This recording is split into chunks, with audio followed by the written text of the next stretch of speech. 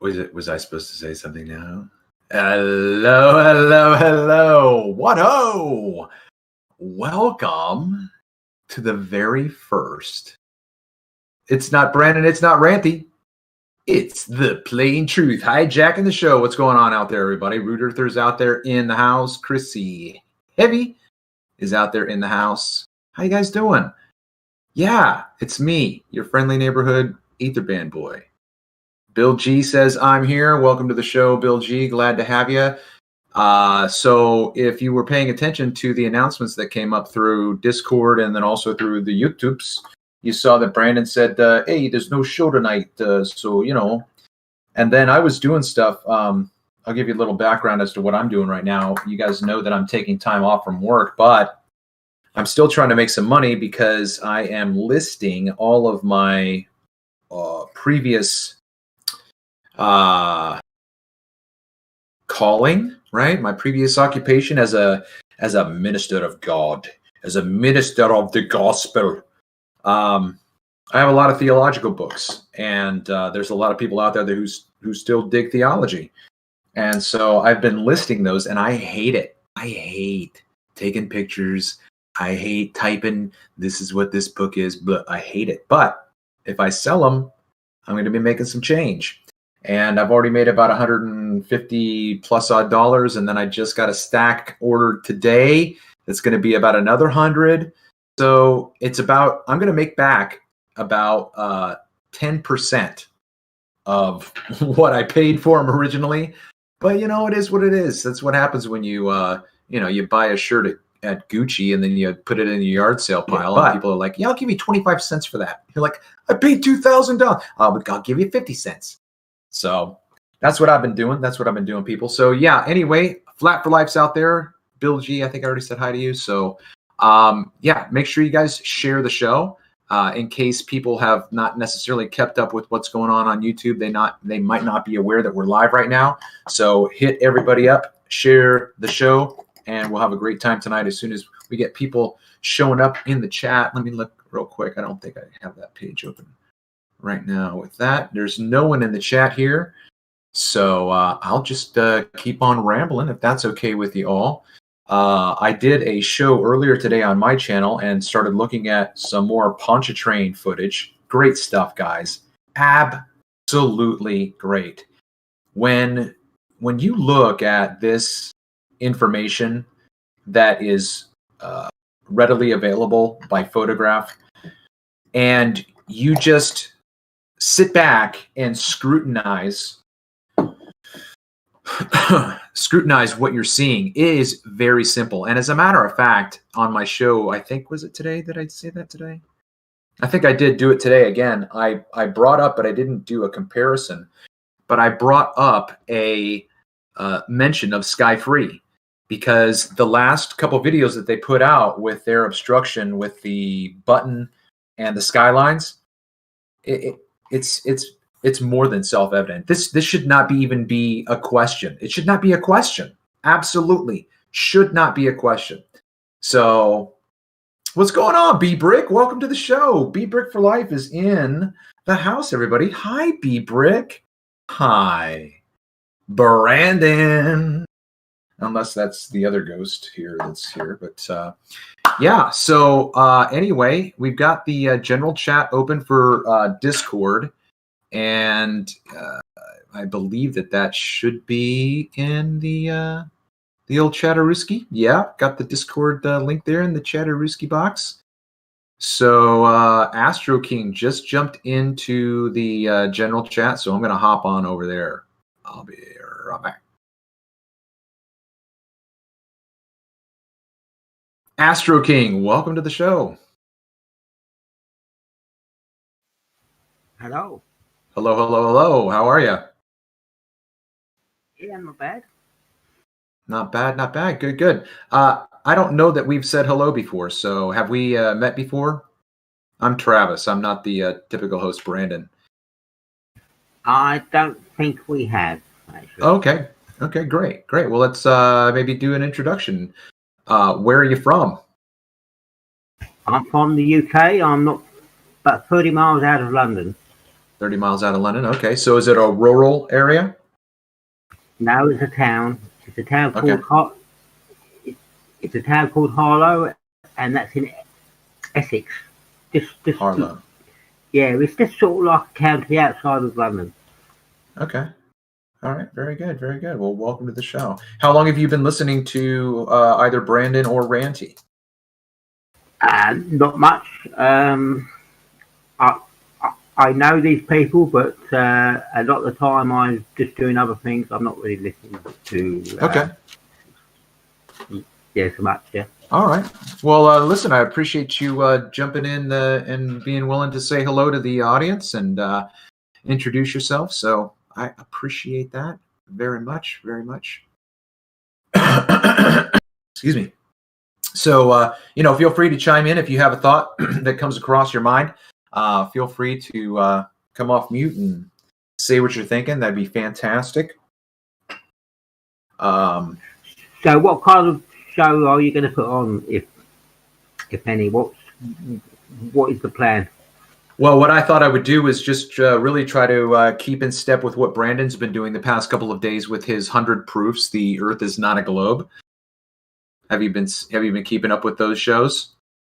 No, I haven't been watching that. Okay.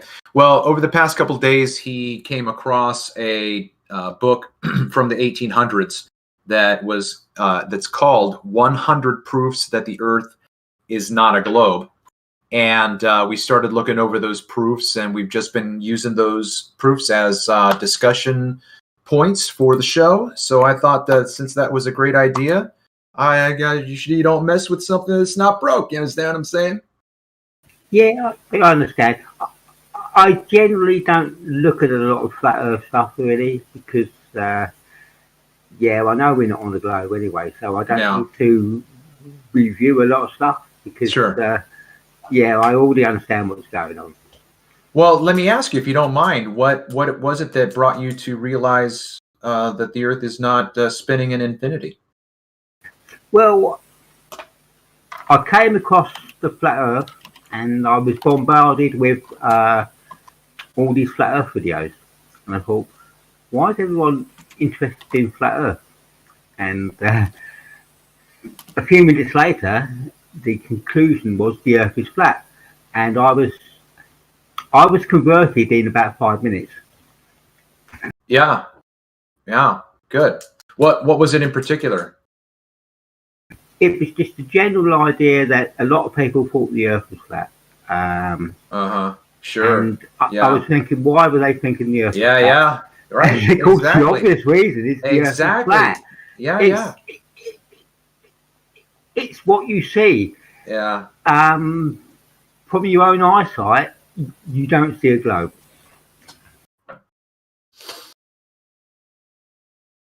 Yeah, I've thought about that too, where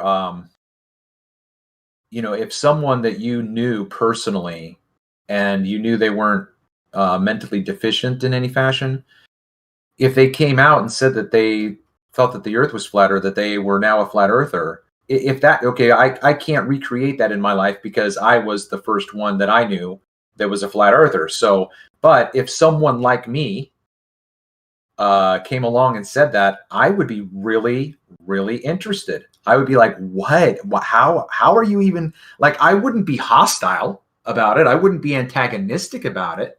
I would be really interested because I know this person and I know he's competent and I know he's not lying to me. So yeah, definitely. I've thought about that a lot of times where, people who know other people who are flat earthers, like on my Facebook, I'm very vocal on my Facebook about this. No one but one person, and it was just a couple days ago, has contacted me and said, hey, I'm kind of curious about this. You know what I mean? That's just out of thousands of people that I know, no one has any interest in this. And that to me is amazing. I'm just not wired that way. I would have totally been interested in what somebody thought about the Earth. Well, to me, the flat Earth is just one aspect of it. I've been looking way above flat Earth into reality where we live in, and I've been going sort of like 3 or 4 steps ahead of the flat Earth. And I've been privy to a lot of information by some people who have grasped the total reality of where we live, and it's pretty amazing. It's a level way above flat Earth. Put it that way. Yeah. Well, that no doubt. There are levels above flat Earth. There are degrees to the left, to the right, behind, below. There are so many directions in our reality that we need to look down those corridors, right? Yeah, I've been looking at the things like the hollow fractal universe is where we live, and I've been looking into time travel and how it's possible. Okay. How to do time travel. Yeah, I've been way up there, mate. Huh. Yeah. Now, did you say? How did you describe the universe? The hollow fractal. Yeah, it's a hollow fractal universe. Okay. That's where we live, and in the hollow fractal universe, size does not matter. So that's not what she said. Size does not matter. So any scale, you can have the smallest scale and the largest scale. Things just get smaller and smaller. There is no such thing as an atom, because it just goes smaller and smaller and smaller. You can get larger and smaller. Scale doesn't matter. So if you know that scale doesn't matter, it explains like our history with the Titans and everything, because you can be ultra big and ultra small, and it's the same structure. You can have an atom the size of a house, and it would be identical to an atom which is very, very small. It's all identical. Yeah, well, we need people like you to think in other areas, because I haven't given this stuff that you're talking about. I haven't given it any direct thought. A lot of my attention's been focused on the stuff that I really have a passion for. So absolutely, we need people like you that an APV Angel. Do you know who that channel is? Yeah, I've looked at that stuff a lot. He's got some interesting ideas. Yeah, he's quite. Yeah, well, I did watch his stuff like a year or two ago. Yeah, he's got some interesting things. He's got some interesting things like, you see some of his videos where, we had a third of the stars missing and sort of like 3 moons in the sky and all that sort of stuff. Yeah, so Rude Earther says in the chat here on YouTube, let me know what you think about this, Astro. He says, time travel is real in the way it's apparently tomorrow in Australia today, as well as being upside down. What do you think about that one? Well, I mean, that's just a logic idea of time travel. If you've ever looked into time travel, there's actually the Back to the Future car. They quoted something called the flux capacitor, which is remarkably close to the actual device. Time travel, you need a flux resonator, and this is sort of like the current science.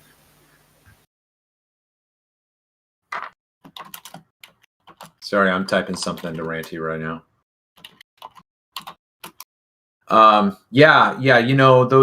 The entire area of truth in the movies is really, really fascinating. The Manhattan Project, with their time travel project back in the 30s, I think it was, maybe the 40s. And they put it in a movie that makes it obvious that it's not real. But then they've got things in there that very well could possibly have a way of warping our reality. I mean, come on, listen, it's absolutely fascinating to me. Absolutely fascinating to me. I did not grab Ranty, anyone, okay? I did not grab. Yeah, let me put something in about the fractal universe for you. Let me dig it up and I'll put it in the chat, yeah? Yeah, that'd be great. Sure, you bet. You bet. Yep. Well, I tell you what, I'm really surprised that nobody out there is jumping in the general voice chat. So I can keep on rambling if you guys don't mind. As a matter of fact, I could just pull up some of my own footage and we can look at some Pontchartrain if you'd like to. You see, there's Pontchartrain right there. Pretty sure. Let me see. Make sure that comes up. Make sure that window is being shared. make sure the old window is being shared. Pretty sure. Got a little did a change-o. I put in the chat for you about the factual holographic universe. Okay. Let's see. Oh, you put it here in the general chat. Oh, okay, I see it. Okay. Yep. Let me move this out of the way. You mind if I read it? Well, that's why I put it in there for. Okay. No, I mean read it out loud. I was just going to take the time to read it out loud real quick. Yeah, go on. All right, there we go. The fractal holographic universe is a geometric understanding of reality and thus represents a divergence from the assumption of a universe composed of subatomic particles towards a recognition of nature's underlying pattern. Each of us contains all of the information, all of the aspects, and all of the power contained in the whole. The image of God is explained. Is that what that? I don't know if that's that last sentence was a little bit wonky, so I'm not sure that made sense to me. But that fractal thing, totally, I absolutely, completely get the concept. Yeah, get the concept. I've got a friend right now that I have been talking with. We've known each other for 10 years, but he, in the past 3 years, he has changed his health. And basically, he's got a few websites up where he's putting all of his information out, and he's being a lot more vocal on Facebook. And when he says that he's ready, he's going to let me interview him on my other channel that's called Red Hen Radio, where I interview channel content providers. And let's see, what was I saying? So Mike, he has been changing his health for the past 3 years. What made him do that was he had a carcinoma on his arm, I believe, and he was he is still an Uber driver. Oh, let me put this volume down. He's still an Uber driver, but he was given a ride to an oncologist, right? Guy who deals with cancer. And the guy says, look, that thing on your arm looks like it's cancer. So you probably ought to have that checked out. And so he went. So then my friend Mike actually had a friend who's an oncologist. And he went to his friend, and the guy said, yeah, that's carcinoma. You need to get that taken care of. So Mike started looking into alternative health solutions. Basically, according to him, and he's got it all documented, but I've known him for 10 years, so I know the guy. I trust him. He says he's in the best health he's ever been in his life. He has pushed more things out of the epidermis of his body by cleansing his body from the inside out. He says he's cleansed his body of more things. His body has pushed more shit out of his pores than he ever knew possible. And he said, you would not believe, he said, if I told you what my research has revealed to me, you would not believe what you have inside of your body. Not just naturally, but also due to the toxicity that we've exposed ourselves to, and what has been foisted upon us through the pseudo-dietary structures that our education system has given. So anyway, I love talking to this guy because he knows, he knows what he's talking about. It's just like me when I talk about the Aether Band. You go like, this guy totally knows what he's talking about. I get it. Anyway, why did I? So the fractal thing, where how did it say in here? It says the assumption of a universe composed of subatomic particles toward the recognition of nature's underlying patterns. Each of us contains all the information, all the aspects of all the power contained in the whole. Yeah. So that's some of the stuff that he's talked about as well. So here's his next. He said it numerous times on Facebook. He said, I'm pushing to look 25 for the rest of my life. And the guy's looking pretty damn good. I've seen the befores and afters. Not only that, but he's saying that he's going to be living to be 150 at least. Yeah, I can well believe that. We are definitely on the wrong diet. Yeah, basically, our diet should just be fruit.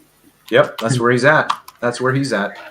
So He said, I have never been more satiated in my entire life. He said, I hardly drink water anymore. I eat my fruit. My hydration comes from my fruit and my vegetables. He's like, I don't need anything else. And there you go. Tell you what, I'm trying it right now, and it's absolutely killing me. It's like going through. It's not as bad. Well, one of the things, if you realise one of the strongest animals in the world, the silverback, eats fruit. That's all it eats is fruit. Yeah.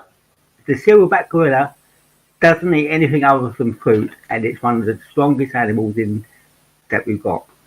So, drink what you like. Yep.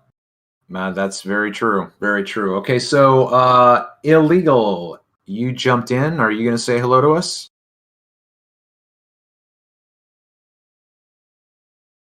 Doesn't sound like it.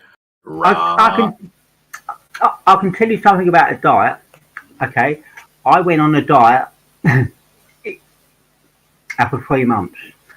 My diet was no food whatsoever, so I stopped eating for 3 months. Okay. The following 3 months, I had just a slice of toast and peanut butter for 3 months. So I lost, in 6 months, I lost over 100 pounds in weight. Yeah, I'm sure. The thing is, like I was beginning to say, so I stopped buying beer and I stopped buying liquor for 2 weeks. I know Helvetica Bull just joined. Forgive me, my father, I have sinned. But I'm trying to give up alcohol. I'm not trying to give it up because I'm a drunk. I'm trying to give it up because I'm trying to cleanse and detox, and taking in that amount of carbs and sugar is not going to help me do that.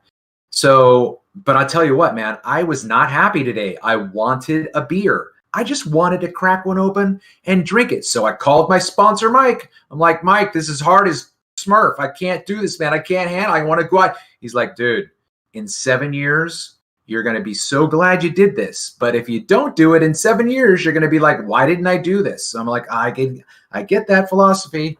I get that. Helvetica Bold, say hello to us. You're in the house. And he's leaving me. Oh, there he is. Hi, folks. Welcome to the show, Helvetica Bold. How are you? Are you the host tonight, are you? I am. Brandon said that he wasn't able to do the show, and I thought, well, how about me? So I Skyped Ranty and told him I planned to hijack the show, and he's like, hey, yeah, let's do it. So here we are. Good to be here. Hi, Ranty. I think Ranty. Oh. All right.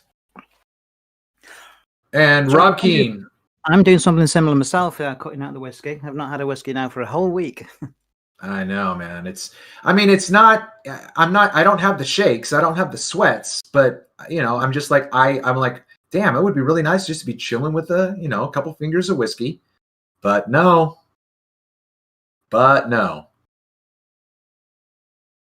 I had a problem several weeks ago in that for a whole year, I haven't slept for a year. So, I'm sorry, did you say you haven't slipped? I haven't slept for a year. Okay. No, I'm sorry. I want to understand you. Are you saying that you have not fallen asleep or you have not slipped? I have not fallen asleep up until a couple of weeks ago for over a year. So I was up 24/7 every day for a year. Okay. So when I talk about sleep, I'm talking about natural sleep. Okay. Yeah. Okay. So I could get drunk in sleep, but that was about it. So I just used to, what I used to do is I used to lay down in my bed, sort of like fully awake, sort of like for a couple of hours, then I used to get up again. And that was my routine. So I sort of like lay down for 2 hours, then I was up again, and I felt perfectly fine. And I could do this for months and months and months. So I've had no sleep. Okay. So I thought this was a bit of a problem for me. And I didn't feel worse for not being able to sleep. But I was really worried about it. So in these recent sort of like 2 weeks, I've been taking this vitamin D. And since I've been taking this vitamin D, I've been going back to sleep again. Yeah. And I think, well, yeah, that is it. I can have some natural sleep now. Not that I need natural sleep, but I thought I was getting really worried for myself not being able to sleep for so long. Yeah, well, I think Ranty said it, and I've said it. I'm down to one meal a day. So it's a matter of training your body. I'm sure that I don't understand the physiology that would go behind not sleeping for a year, but I like my sleep. I don't know. So let's see, Rob Keane. So the funny thing is, if I can just go back to the sleep, when I was a teenager, I wished that I didn't have to sleep. Who would know 40 years later it would happen? Yeah. I mean, I get that contrast, sure. So very interesting. Yeah. Rob Keane, you're in the house. I love you, Travis. Oh, thank you. I just got the shivers. Well, shiver me timbers. So, February 23rd, 2012, the last time I had. You dropped out the last thing. Yeah, you dropped out. The last thing what? February 23rd, 2012, the last time I drank alcohol. Okay. What made you decide that?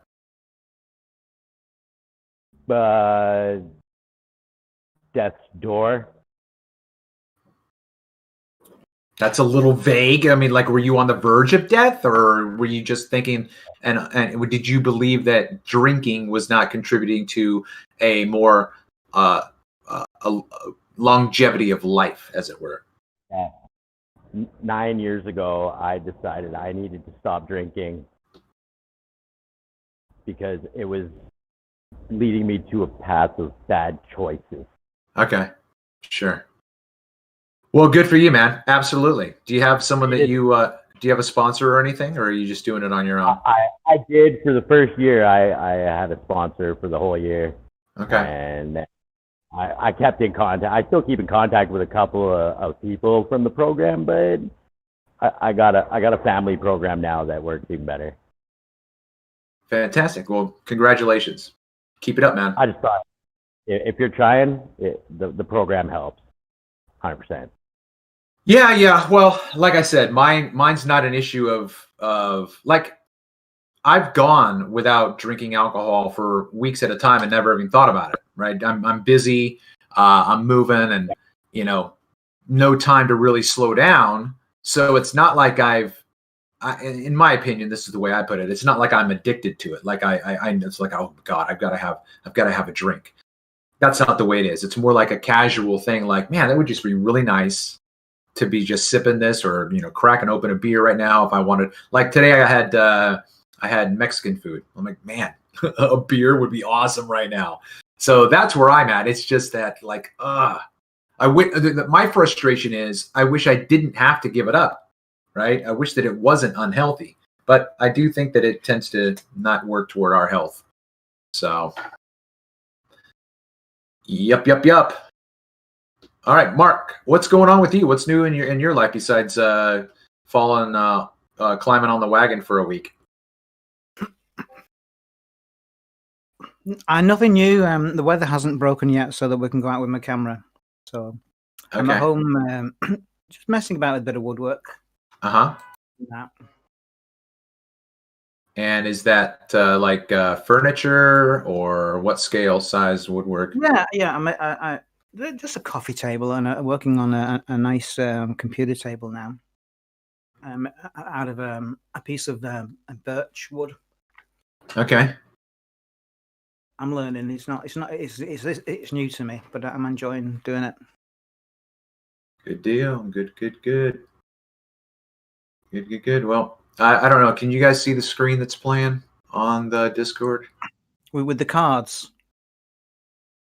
No, you should have my Pontchartrain footage on the screen. That's what I see on. Oh, you know what? Maybe if Ranty, are you sharing it to? Oh, you know what? Should I share? No, I'm sharing it. I'm sharing my screen. Got you. Yeah. So just click on. So there's that. Yeah. So I did a live stream earlier today where I looked over some of the footage here, and so had some good insights. I think a lot of stuff is pretty consistent with what we, understand and know to be the case when we're talking about refraction. Now, of course, all of these are just mere observations because there aren't a collaborative team of observers and note takers out there looking at this stuff. But it's really enjoyable to go back over this footage and think through some stuff. So what was I going to say? I was thinking of something for a second. Oh, you know what? Let me pull up one of the other videos real quick. Kick this one off. And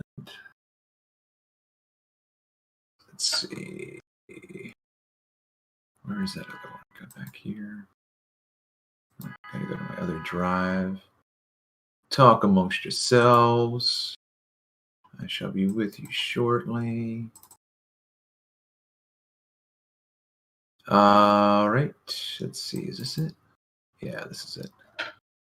So in this footage here, okay, I've got it set to the dawn and dusk settings, and this is dusk.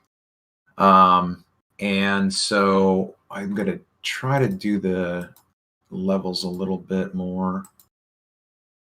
B Brick for Life is in, he's spamming the chat with all this great footage that he's got, but his, this guy, I'm willing to have an hospitable conversation with someone, but, B-Ball, jump in the panel, man. Jump in the panel and we'll talk about your footage.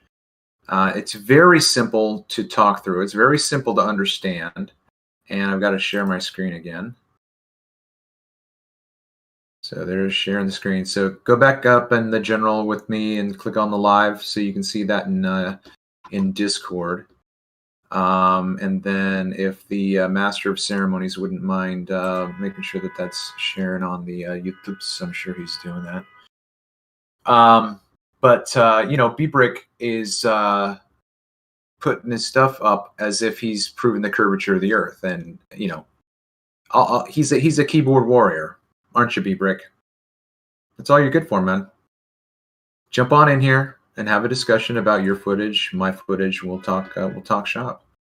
So, all right. Can you see the screen, everybody in Discord? Yeah, I can see it.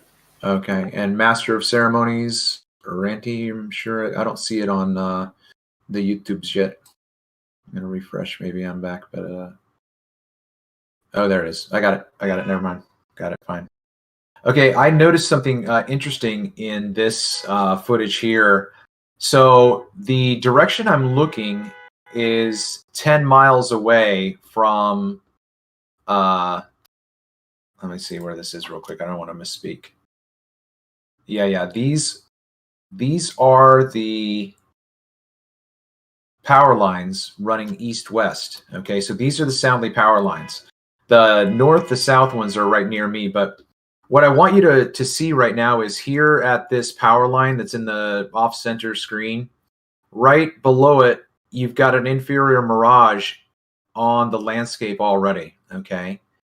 That inferior mirage is very, very important, Okay, it is very important to understand what you're seeing. You're looking right here and you can't see anything, and then you see these bushes and whatnot, okay? All right, so let me find a nice frame to stop on if I can. That one's so all along this area here, you've got your horizon, and then you've got these little black dots. What are these little black dots? Well, that's the land that's just beyond the limit of Pontchartrain, right? That's the tree line. Those trees are high enough to be poking up, but that entire image that you're seeing that's dark is not 100% physical.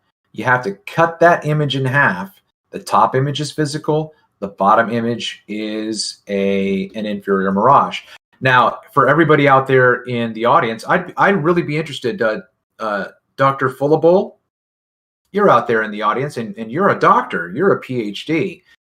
My question to you, Dr. Fullable, all right, you see these two dark images here.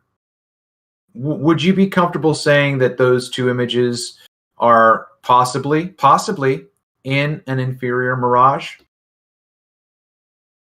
And then my second question is, as we move to the right, and there is nothing but apparently sky, would you be willing to extend the cause of this inferior mirage to the right? Would you be willing to extend the cause of this inferior mirage to the left?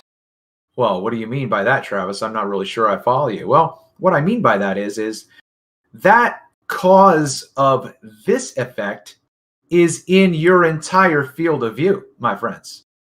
It's not just right here. It's right here. Well, Travis, I'm not really sure. I'm not really sure I understand. What I'm trying to say is that this is sky, not sky, mirage. Yeah, if I could just put in there and tell you what I see, yeah? Yeah, sure. Go ahead. Okay, so when you look at the water, you can see like a dark region, and then at the top of the water, you can see this lighter region. This lighter region is like a mirror reflection of something, and above that,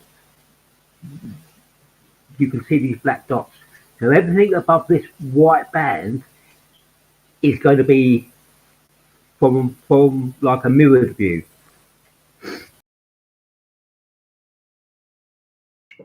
Okay, yeah, we've got birds that are in the water here. So these black dots, if we go, up a little bit higher to these small little dots of black could possibly be more waterfowl that's on the water.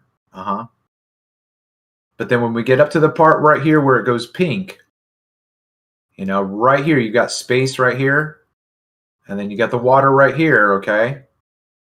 So what you need to then understand is that this tower image, this image that you're looking at right here, this tower image, this is not 100% physical, okay? The physical part stops about right here, and you've got the mirrored image right here. So if I could, cut out a quick snippet of this, invert it upside down and show you this upside down, you would see the full image, but we don't have the appropriate angle for that. But let's see. Let me go down to the chat. Where did the chat go? Did we? Oh, no, there it is. Derp. All right, so I did pose a question. Why does Travis only want to talk about mirages all the time? B-Brick, I've answered this question because you don't get it yet. I'm gonna stop talking to you about mirages when you get it, okay? Because you don't get it, my friend. You don't get it. And you're a troll. Why does Travis talk about mirages all the time? Same reason why you post your stupid photographs in Discord all the time with no comment, thinking you're proving something. I got pictures too, bro. I got your pictures too, man. All right. So I did pose a question out there to Professor Fullable, and I'm not sure if he answered it. Professor Fullable, would you like me to repeat my questions? He's talking to Root Earther, it looks like. So, all right. So what I'm going to do right now is just push play again. Now, the reason why it's a little bit herky-jerky is well, I don't know where I'm at. Am I on the side of the road right now? Or I think I am. Anyway. All right. What I noticed Hey Travis. about Do you think you could make that quite a bit bigger to fit in the screen? I've got a full screen open right now. All right. Okay. So I'm not really sure how I could do that. I wonder if there's a way that I don't know if there's a way I could modify the video itself. Full screen, always fit window. There we go. That's the one. That's better now. That's what we need. Yeah. See, that's really funny because it didn't hardly do anything on my screen. It just kind of went blip. But if that's what you needed, okay, there you go. All right.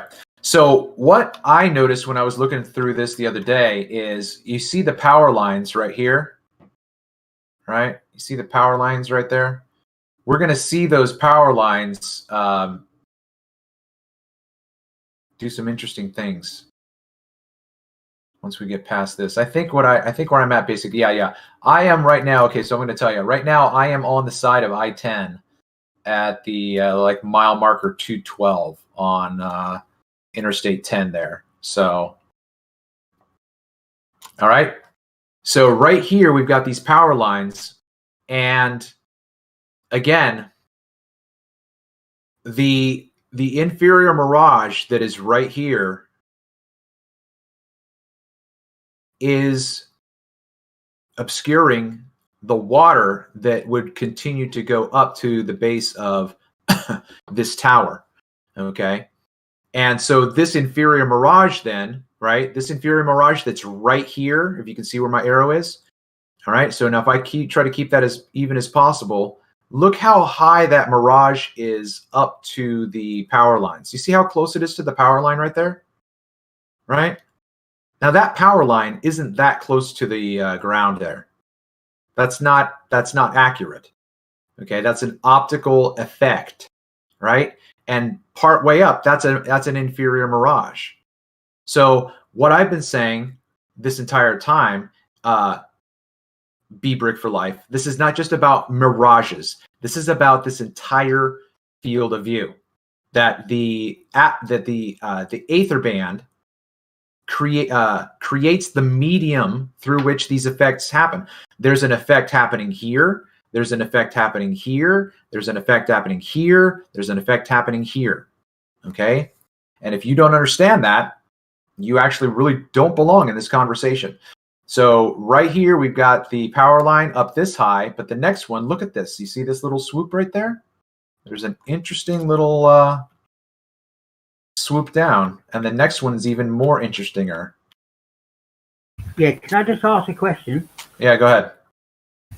So in the middle of the water, we've got these two white bands. What do you think causes that? Those could be currents, could be airflow, but I would probably say current. The wider ones, I would say maybe airflow, but these are interesting because they look very parallel. So who knows? It could be possibly a boat or two went by here. I don't know.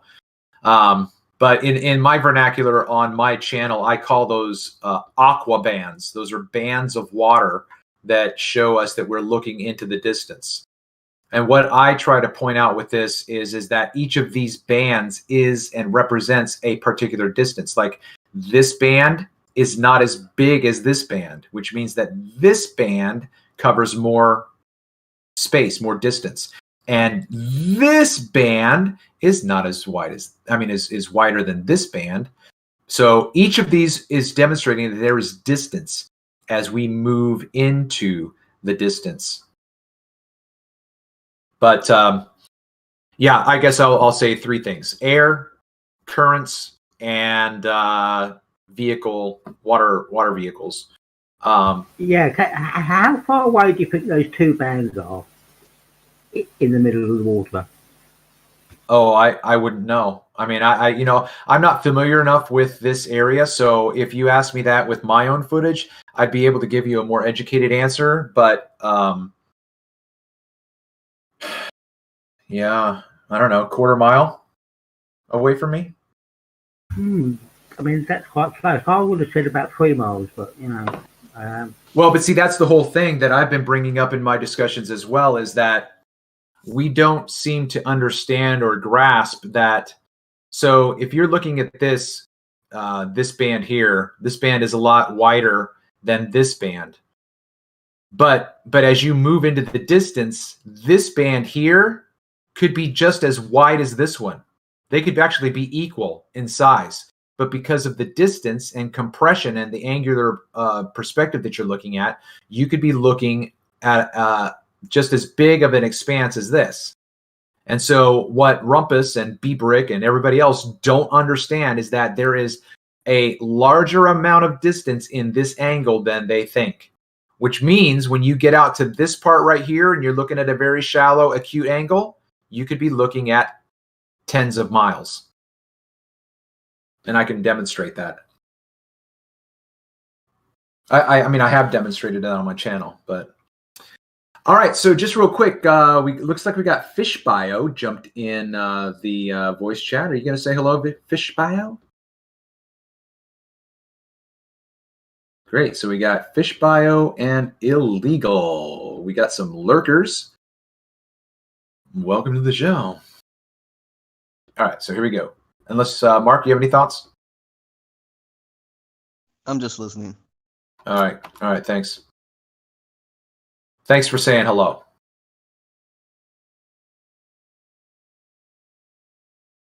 Okay. So what we're seeing right now is the accumulation of distance, right? Go back.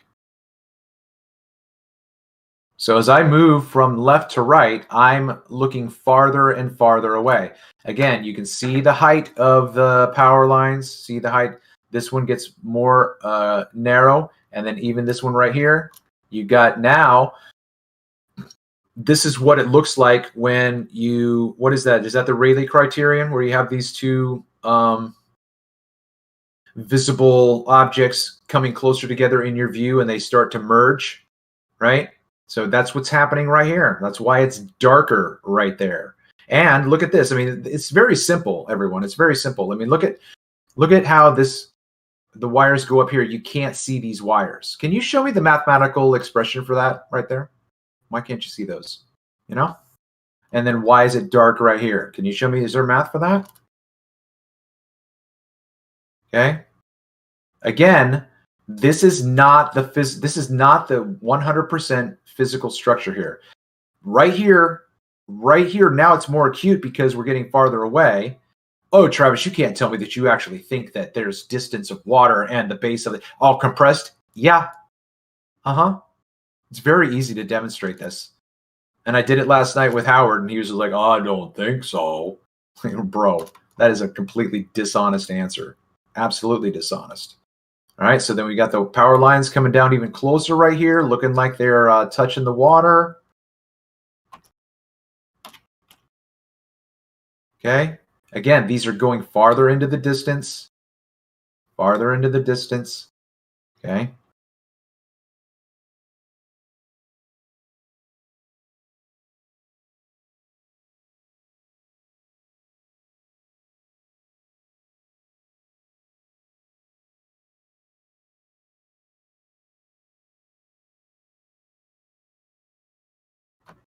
All right, I'm going to retract that. I'm not on I-10. I am at the Treasure Island Casino is right behind me. These are the north-south power lines, and we were just looking at the east-west. But I'm going to go back real quick because Astro asked me about the distance, so I'm going to let this back out.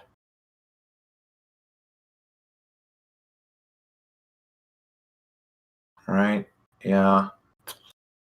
Yeah, it could be at least a mile then, maybe more. So, Brian Leakey's in the house. Welcome to the show, Brian.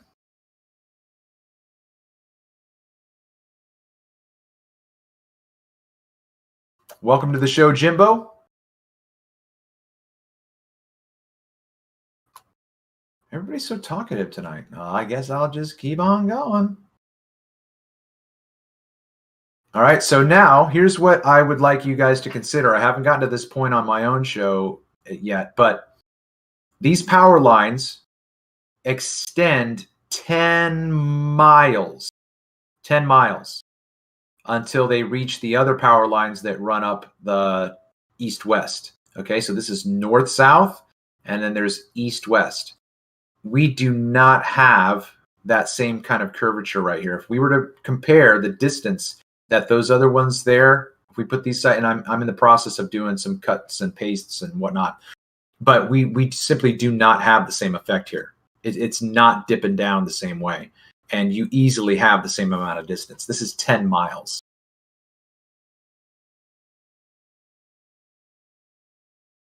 I mean, look at that, right? Look at that. All the way straight. All the way straight. Okay?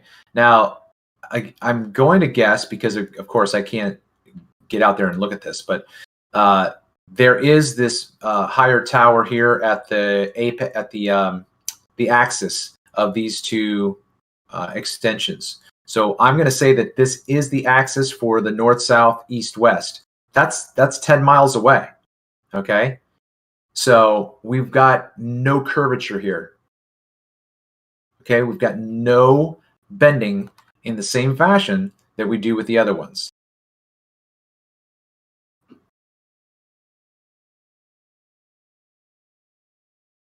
Okay. Now, I've got other footage that I've been out during the daytime as well, so I've got other footage to look at. This is exceptional footage there, Travis, I have to say. Thanks. Thank you. Really well done. I was going to say that's pretty clear for 10 miles. Yeah, let me just put that on full screen so that everyone can see that. Let me transition across. Hang on. Input screen. There we go. Right, okay. Do you want to play that again? Yep. You ready? Yep.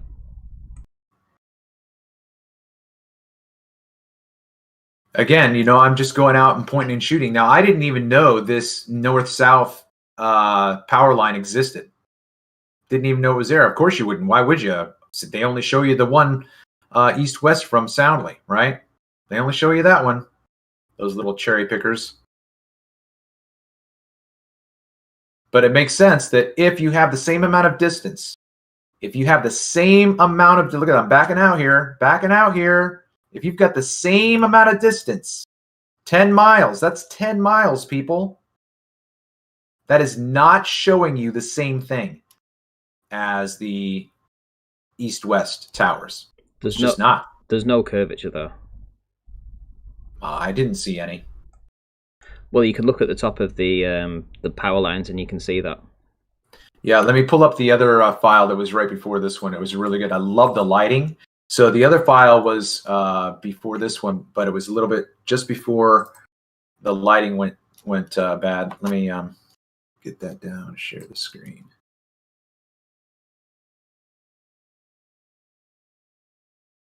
All right. If you want to go back up to my title with the live in Discord, you can see the screen. And let's get up here, and then let's do your little, how did I go to full screen? Okay.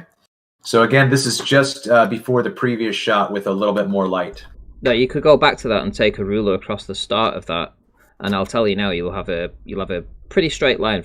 Exclude the first 2 or 3 across the first on the right hand side. Take away the first 4, let's say, and then you run a ruler across those from number 5 pylon on the right all the way to the left hand pylon. There'll be a straight line.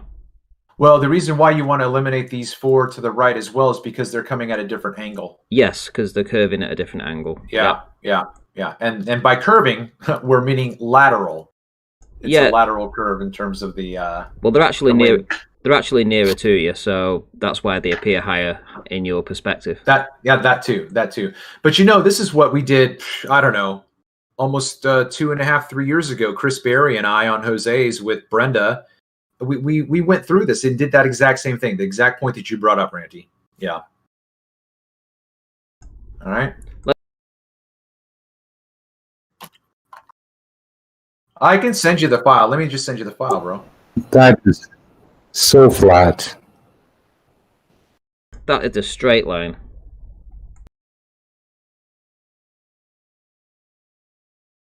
So then what you would want to do, Ranty, is superimpose this on the other one, even though it's not the exact angle.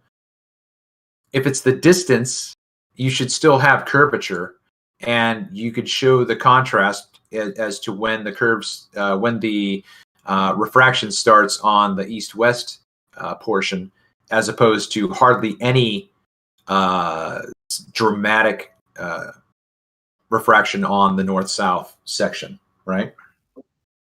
Did you say this is a 10-mile stretch?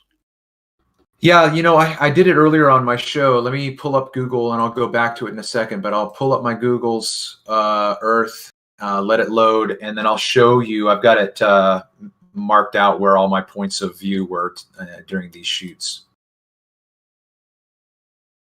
You get your shot, Renty? I sure did. Okay.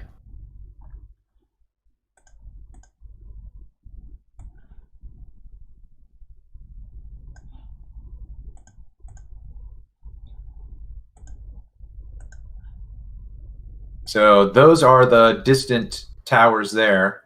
That is a methane gas island that I caught from the hotel. So I guess what I'm doing right now is just panning over to the right. Those are the Soundly power lines there. Okay, but even right here, we've got this inferior mirage, guys. Listen, this is not to be trifled with. This is not to be trifled with. This is an inferior mirage. This entire thing right here is not physical. It is absolutely not physical.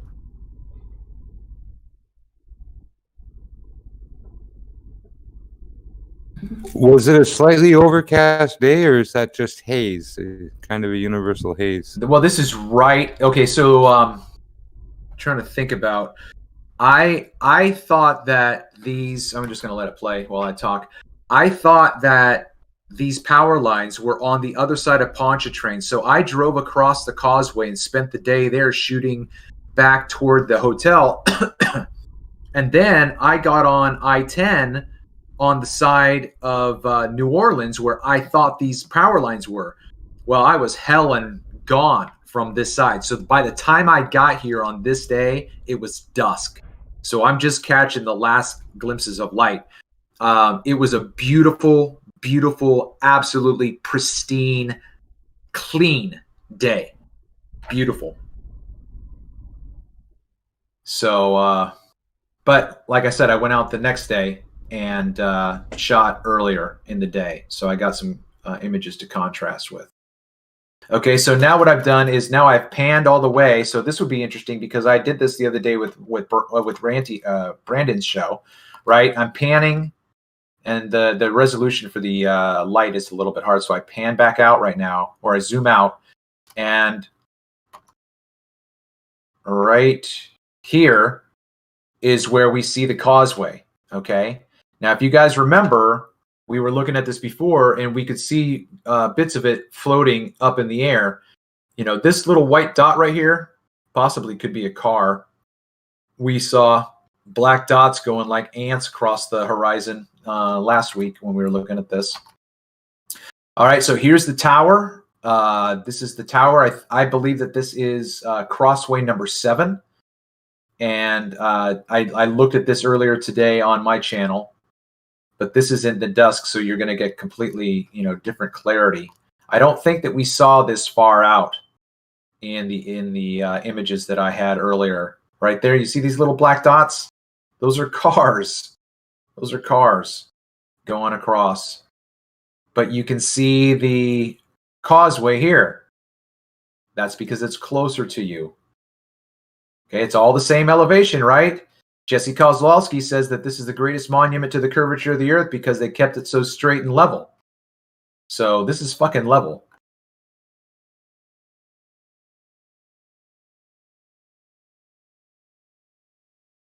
All right, you got little tiny dots. These little, you can see these little tiny dots, little tiny ants, these people. There they go. You see them?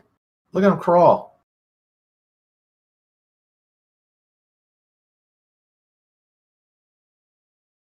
Yeah, we could not see this earlier in the footage from the day before, or in the morning on this day. I shot in the morning on this day. Couldn't see that. This is great. This is great footage. I haven't seen this yet.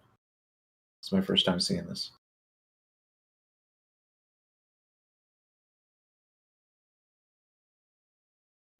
Yeah, it's actually difficult to see those little dots on my screen, so I'm sort of like trusting your word for it. Sure, sure.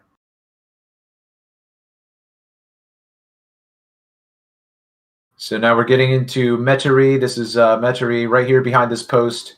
That's where the Marriott is. I was staying back there.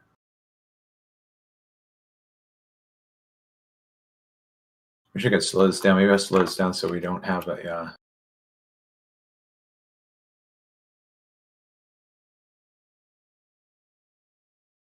blur fest. It's still blurring.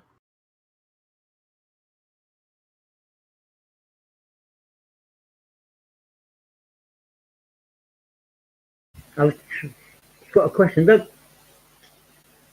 Those power line towers, what are in the distance, are they sort of like a real view because of the height of the towers?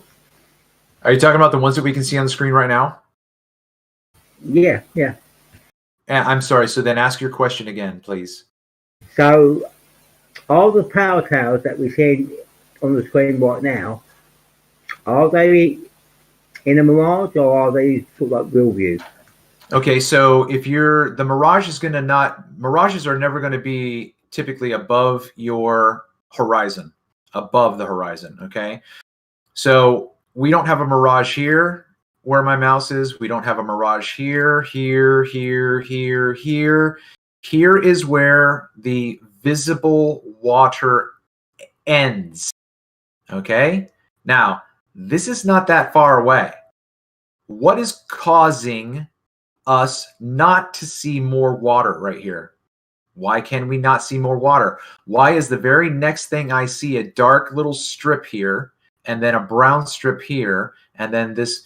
Okay, so in this little rectangle right here, I'm just using as an example.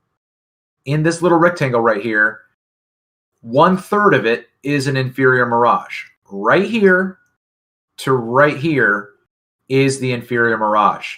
The inferior mirage, Rumpus, the limit of this inferior mirage creates the limit of the visible water that you see. Why can't I see water here? There's nothing blocking it. Why can I see water here? Is there anything blocking it? No. Well, that's why you can see it. Why can I not see water here? Because there's a mirage there. So just to answer your question real quick, Astro, these towers are higher up on the ground, and so they are not going to be in the mirage. However, I will say that they are refracted. There is refraction here because you are the Aether band in all 3 coordinates.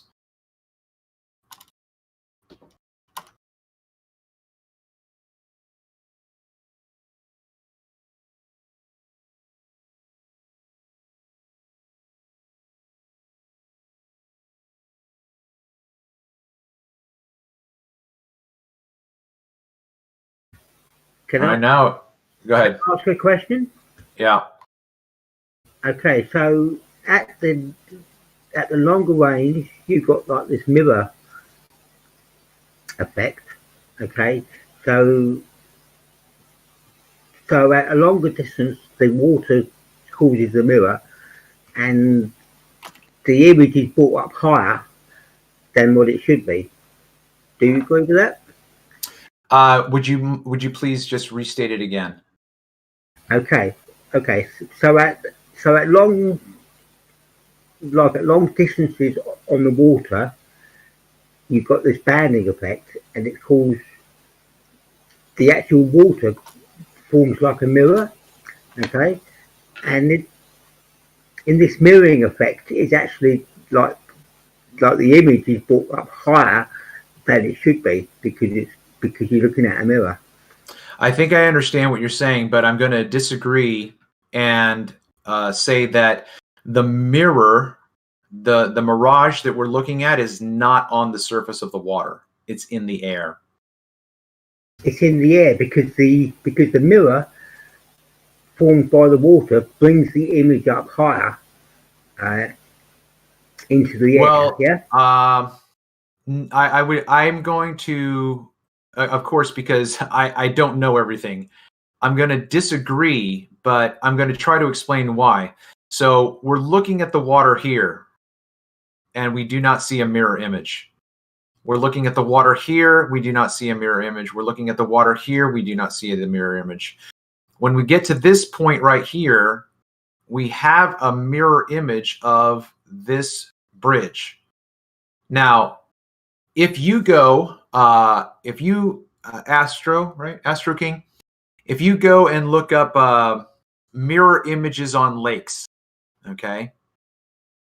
In your search for images of mirror images on lakes, you're not going to get a unified, solid image here because you have the ground that the water cannot surpass.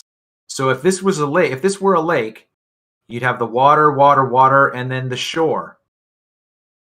So what happens in a mirage is the physical object disappears at its base in refraction.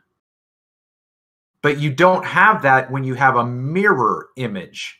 In a mirror image, you have a perfect representation of everything in front of you. So that's part of the reason why I'm saying this is not on the water. So this image that you're looking at is not on the water and then refracted up by the air. It is exclusively in the air. Yeah, so what I'm speaking of is at the end of the water line, you can see is just below the white band at the top of what you think the water is. Yeah? Say that again, please. Now then, just for clarity, just for this evening, anything that gets donated in the super chats tonight is going to go to Brandon. Every single penny that's going to be donated in the super chats is going to go to Brandon, just so that everybody knows. And there's no confusion. Level. Yeah, okay, I agree with that.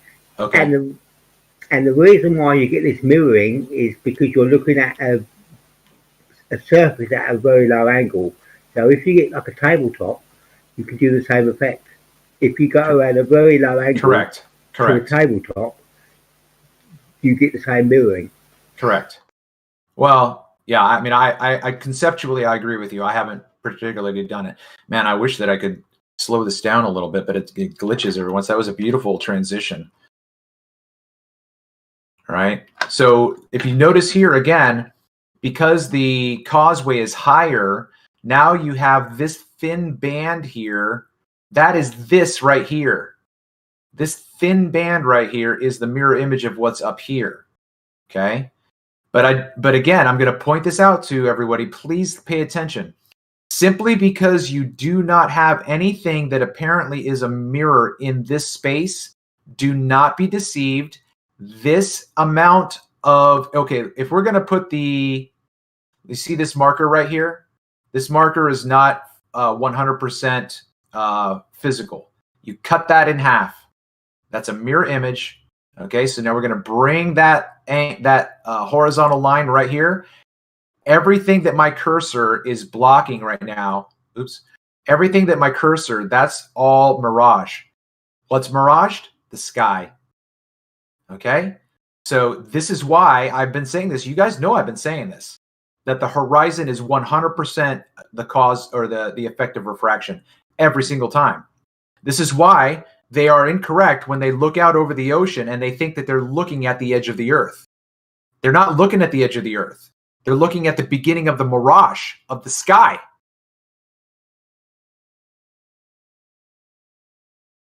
Every time.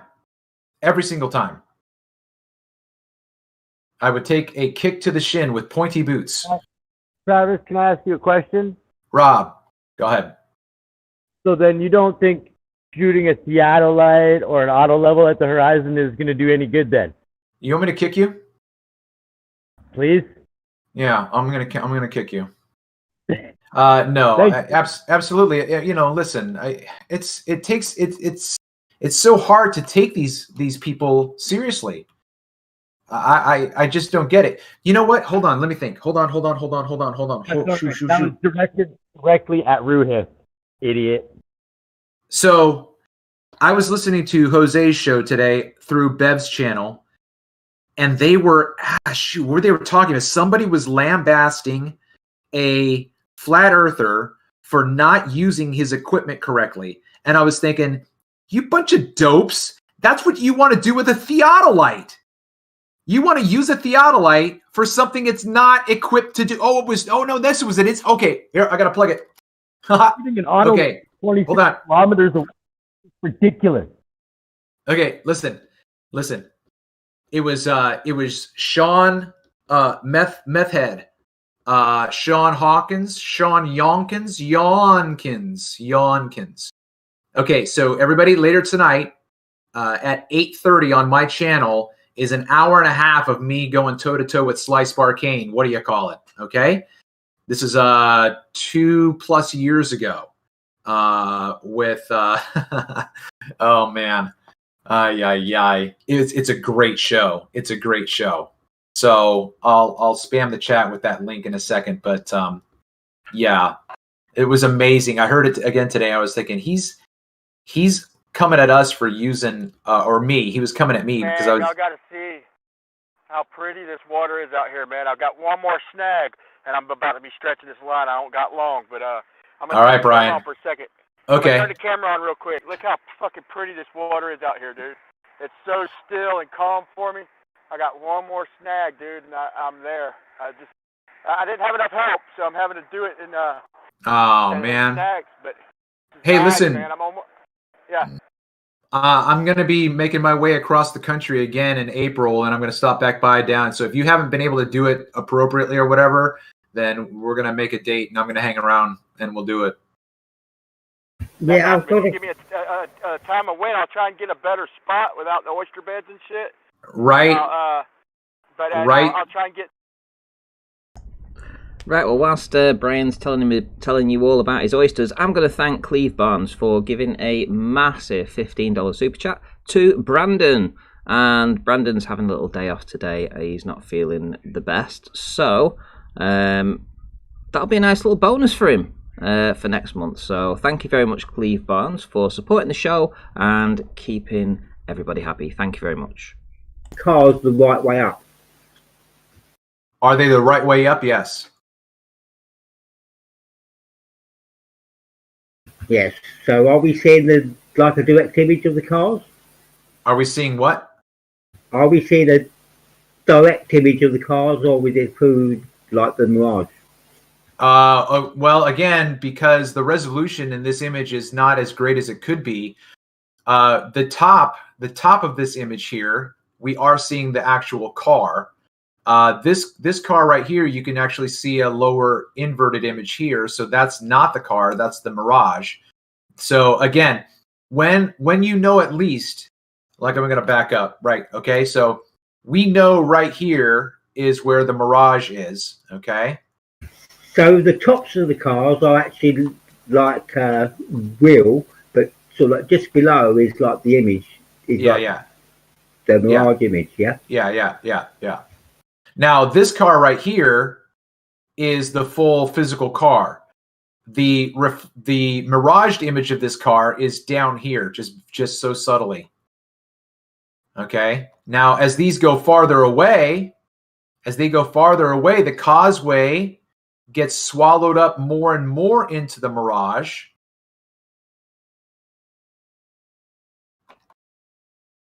Okay.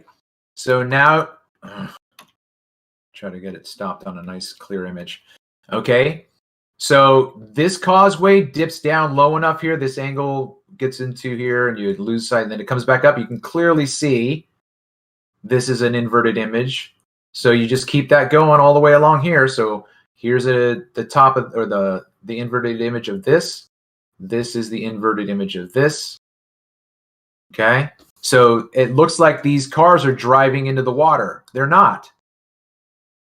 Right?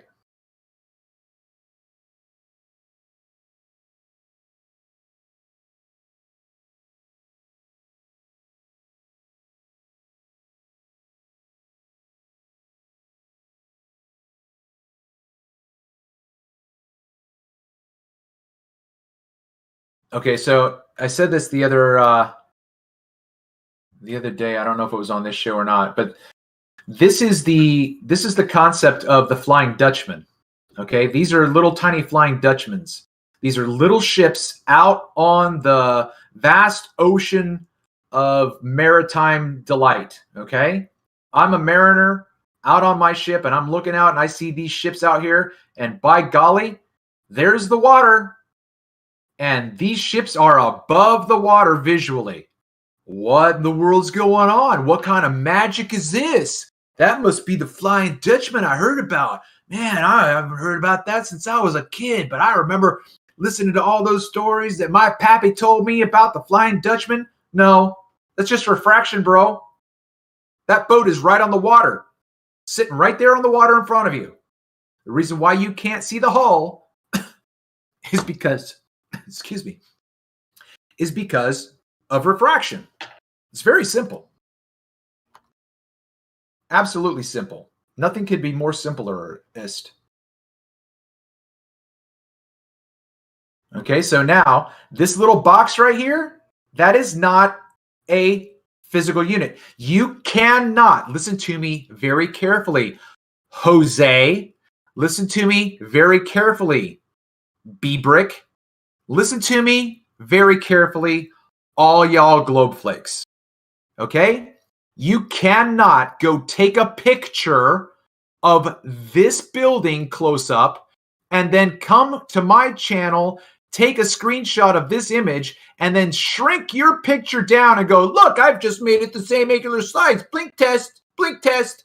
Look how much is missing. No, my friend, this is not 100% physical.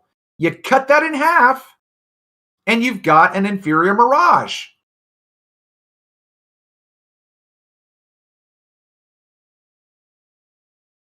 They don't understand this. I don't get it.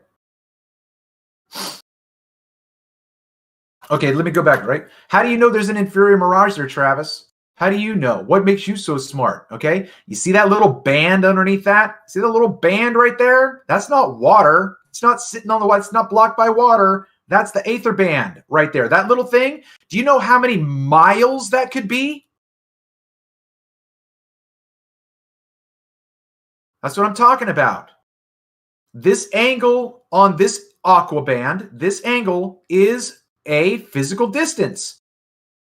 If this image, if I zoomed out, this image would get that small right here. So whatever this is, let's say it's 100 yards. Let's say it's 100 yards. And then I zoom out, and then it's this small. That's 100 yards there. But again, according to this concept, this space right here could be as long as this. It could very well be. That's why we need to get out there. That's why, everybody, I'm plugging my GoFundMe. That's why I'm asking you for help, because no one else is going to put this down in writing. No one else is doing this. I've been saying it for 2 years and no one's done it. I'm not lambasting anybody. You might not be interested in doing this. You might not have the time. I didn't have the time, and I wanted to do this. So I've taken time off from work because I'm going to get the ball rolling. I just had a conversation last week with my PhD friend. She's a liberal, left-wing liberal, mask-wearing Nazi, absolutely whacked out of her mind. But she's a PhD. She said, "You want to know how long it took me to write my proposal for the periodical that I was trying to get into?" I said, "No." She said, 6 months. Took me 6 months to write it. And she gets paid to work in that field. Okay? I don't get paid to work in this field.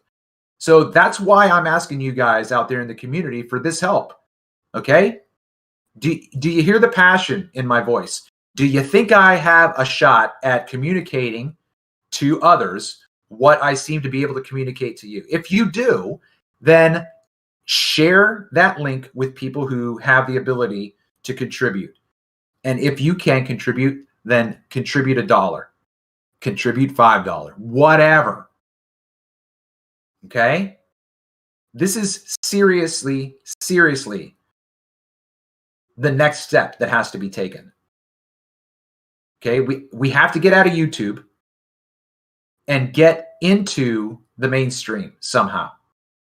And if you don't think so, fine. You don't think so. That's great. You don't have to participate. You don't have to contribute. You don't have to, donate. That's fine.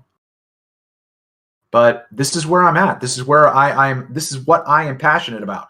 Now, the thing about it is like, writing down the things that I can say as easily as pie right now, writing it down. You got to construct your sentences. Writing an essay is not having a conversation. Those are two different forms of communication. Can I get an amen? Yeah, well done. Yes, I agree with you, Travis. Amen, brother. Preach it.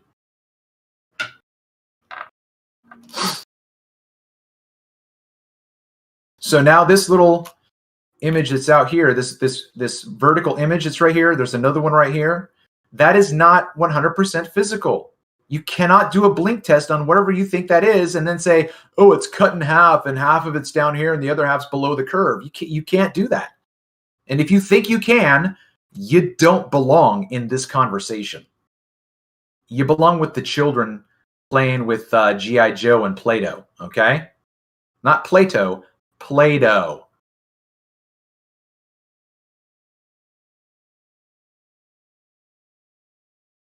Well, that was interesting. Did you guys see that? I think that was sometimes when you have small children at home, you have to play with Play-Doh. No doubt. Heard. Totally agree. Look at this right here. I don't know if you guys can see this resolution, but there's a bird flying right here, and its image is down here, and it's going to disappear right in the middle. Okay? So just keep your eye just off center right here. I'm going to push play. 3, 2, 1. Boop. Where'd the bird go? Where'd it go? Where'd the bird go? Where'd that bird go?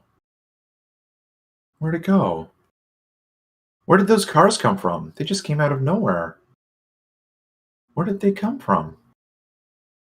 There's that bird again. Where did that bird go? Where are those birds Where'd that bird come from? B-Brick for life. B-Brick, help me. I can't. Where'd that bird come from? This is so strange. I need B-Brick. Save me, B-Brick. I can't understand what I'm looking at. Yeah, they're flying into the mirror dome, aren't they? Yeah. Feel like I'm stepping into the ether zone. All right, there's that. Look at that beautiful image, man. That is beautiful. Isn't that not gorgeous? It's gorgeous. It's gorgeous. You think B-Ball would come over here and explain to us what we're actually seeing? He's a piece of chicken shit. No. Absolute garbage. Not worth our time. All right, so we got Astro King, Brian Leakey, Jimbo, Illegal, Ranty, Rob, Keen is in the house. So I had this. I'm on Quora. You guys know what Quora is? Quora. That's science, kind of like Twitter for science and whatnot. I've been dropping truth bombs in these questions about space and whatnot, but somebody posted this question earlier. This just random question. Here it comes. I want to see what you guys think. You guys answer. What do you think? Here we go. Would the horizon be higher if the Earth were bigger? And would it be lower if the Earth were smaller? That's the question. No. I don't think it makes any difference. You don't think it makes any difference? No, because you're going to get the reflection at a certain distance anyway, regardless of the size. Say that again. You're going to get some what? You're going to get the same reflection and refraction. Reflection. Okay. Yeah. Reflection and refraction, regardless of the size. Yeah. Okay. Yeah, that's basically what I said. Oh, actually, here's what my answer was. Here's my answer. The horizon is apparent. That means it's a purely optical position. It's not physical.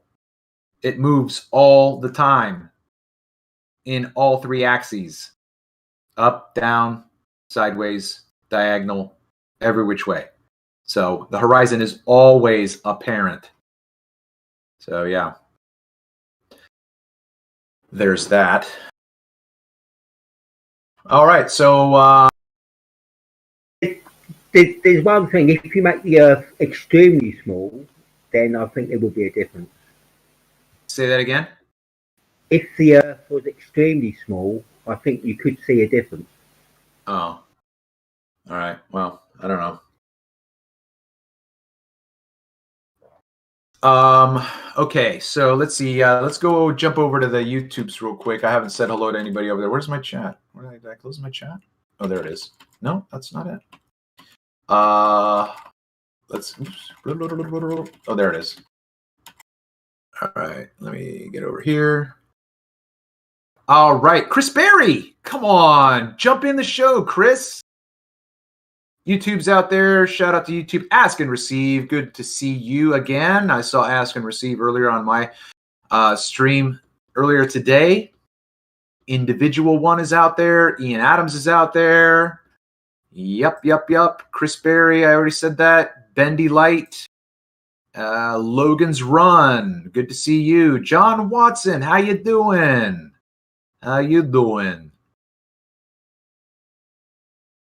All right, we got number one, Matrix Man.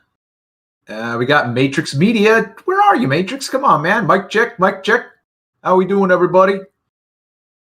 Mark Collard, My View 1875. Everybody out there. Okay. Everybody, thanks for being here. Appreciate you supporting the show, of course. And let me just pull this up because I did give myself a shout out. So here is... I don't know if I have to. Is that coming up? No. Stop screen. Share this. So we'll do this real quick. All right. So here is the GoFundMe opportunity. Here we've got $1,200 raised. $1,213 so far. Thank you. I upped the goal just for gigs and shiggles. And here comes in the YouTube's chat. We got my GoFundMe. There we go. All right. Anybody able to? Appreciate it. Again, like I said, if you just simply share the link, that would be phantasmal. Absolutely phantasmal. All right. I'm jumping back and forth between sharing screens. I'm going to pull the 100 proofs that the Earth is not a globe again. We were going over this. Brandon's been going over this. Oh, that's why, because I wasn't sharing the screen. That's what screwed it all up. That's the one thing I always forget about with Discord. All right. So, going to do that. Jumping over to that. And as soon as that comes up on the screen, we'll jump into that. Did I hear somebody join the show? No, it was just me taking myself off mute. Listen, okay. I noticed that you said that you'd changed the goal on the GoFundMe from 2,500 to 5,000, and you just said it was for shits and giggles, but I think the audience will probably expect a better explanation than that. You know, I mean, they'll want to know where this money's going to go and what you're going to be using it for. Sure. No, I elaborated in the description. If you go to the GoFundMe link, I explained that this is not simply a 1 month done and deal. So the funds that are raised are for future research as well as possibly if the funds go that high, I'm able to perhaps pay someone for their time, right? Because I can give my time, right? But I can't necessarily obligate someone else. So in the description, I appreciate you pointing that out, Ranty. In the description, there are more details in terms of the fact that this GoFundMe is for a long-term investment, right? Long-term. I might not, let's say, for instance, if I got 2,500 and I only used 1,000, right? I'm still going to keep that 1,500 in the back pocket for a future opportunity to go do more research. So if you go over, then you still you have a cushion. Okay, in that way. But I do appreciate that. My advice would be to keep it at the 20. Hey, listen, you don't have to take my advice, but my advice would be keep it at the 2,500 and promote your Patreon so that people can support you by Patreon month by month, so that they can see each month that they're contributing towards extra research rather than that would be my advice. You know, you don't have to accept that. You know, but I just think jumping it up by $2,500, I think a lot of people are going to, you know, be a little bit put off by that. Just my opinion. I appreciate that. Thanks, Ranty. And just make sure you're sharing the stream. I don't see it up on never mind. Somehow I pushed. There we go.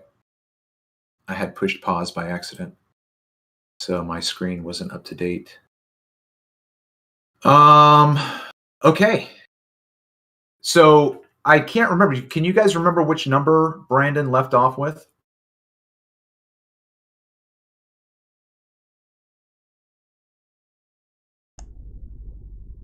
I don't recall it. This is 100 Proofs That the Earth is Not a Globe by William Carpenter, 1830 to 1896. And this was an appeal to the Johns Hopkins College. Okay? This guy wrote this directed at Johns Hopkins. And that would be very interesting if we could go back into the old archives and find out if this was a public arena. You know, how he published this and what happened, how they responded to it. Did they ignore it? Very interesting. Well, I would just say at that time, the flat earth was taught in schools at that time.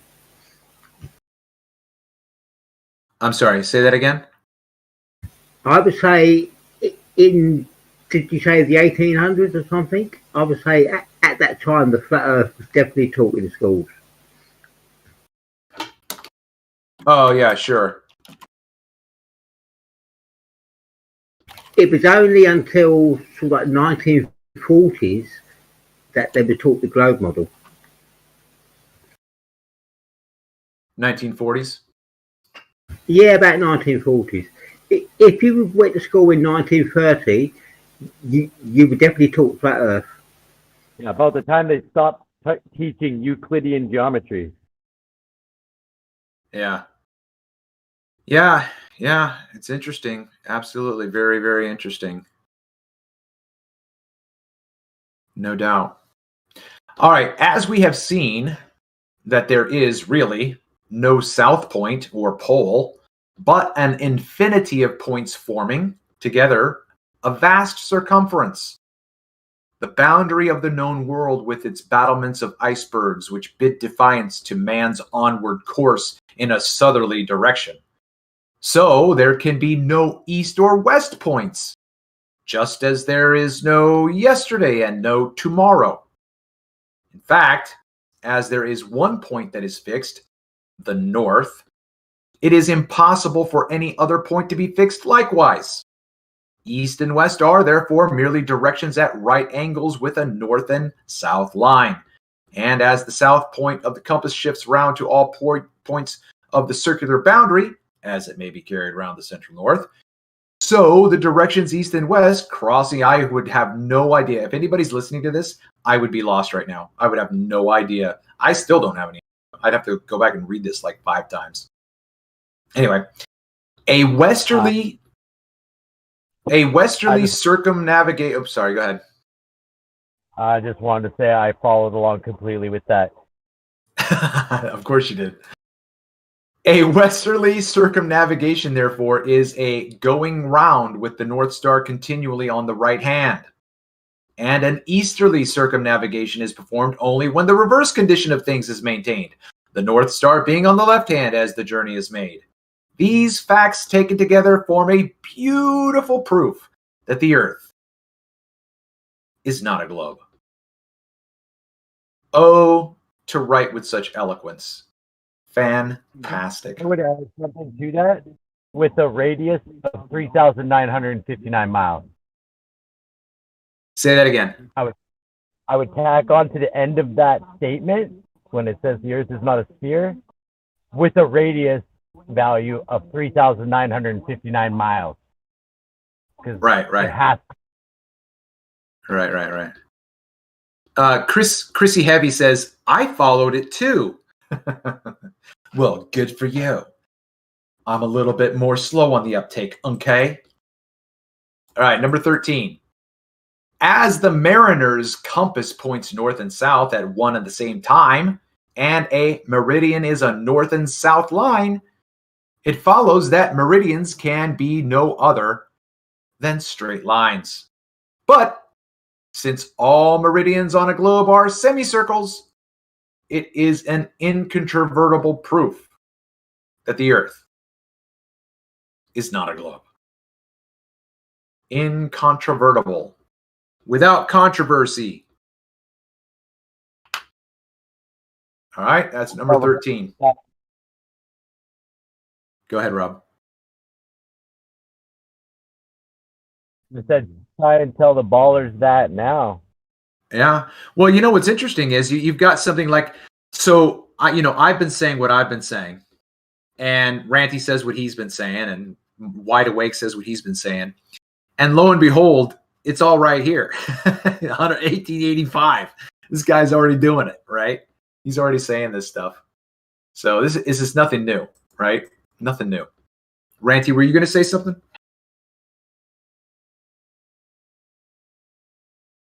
Nope. Okay. Number 14. Parallel lines of latitude.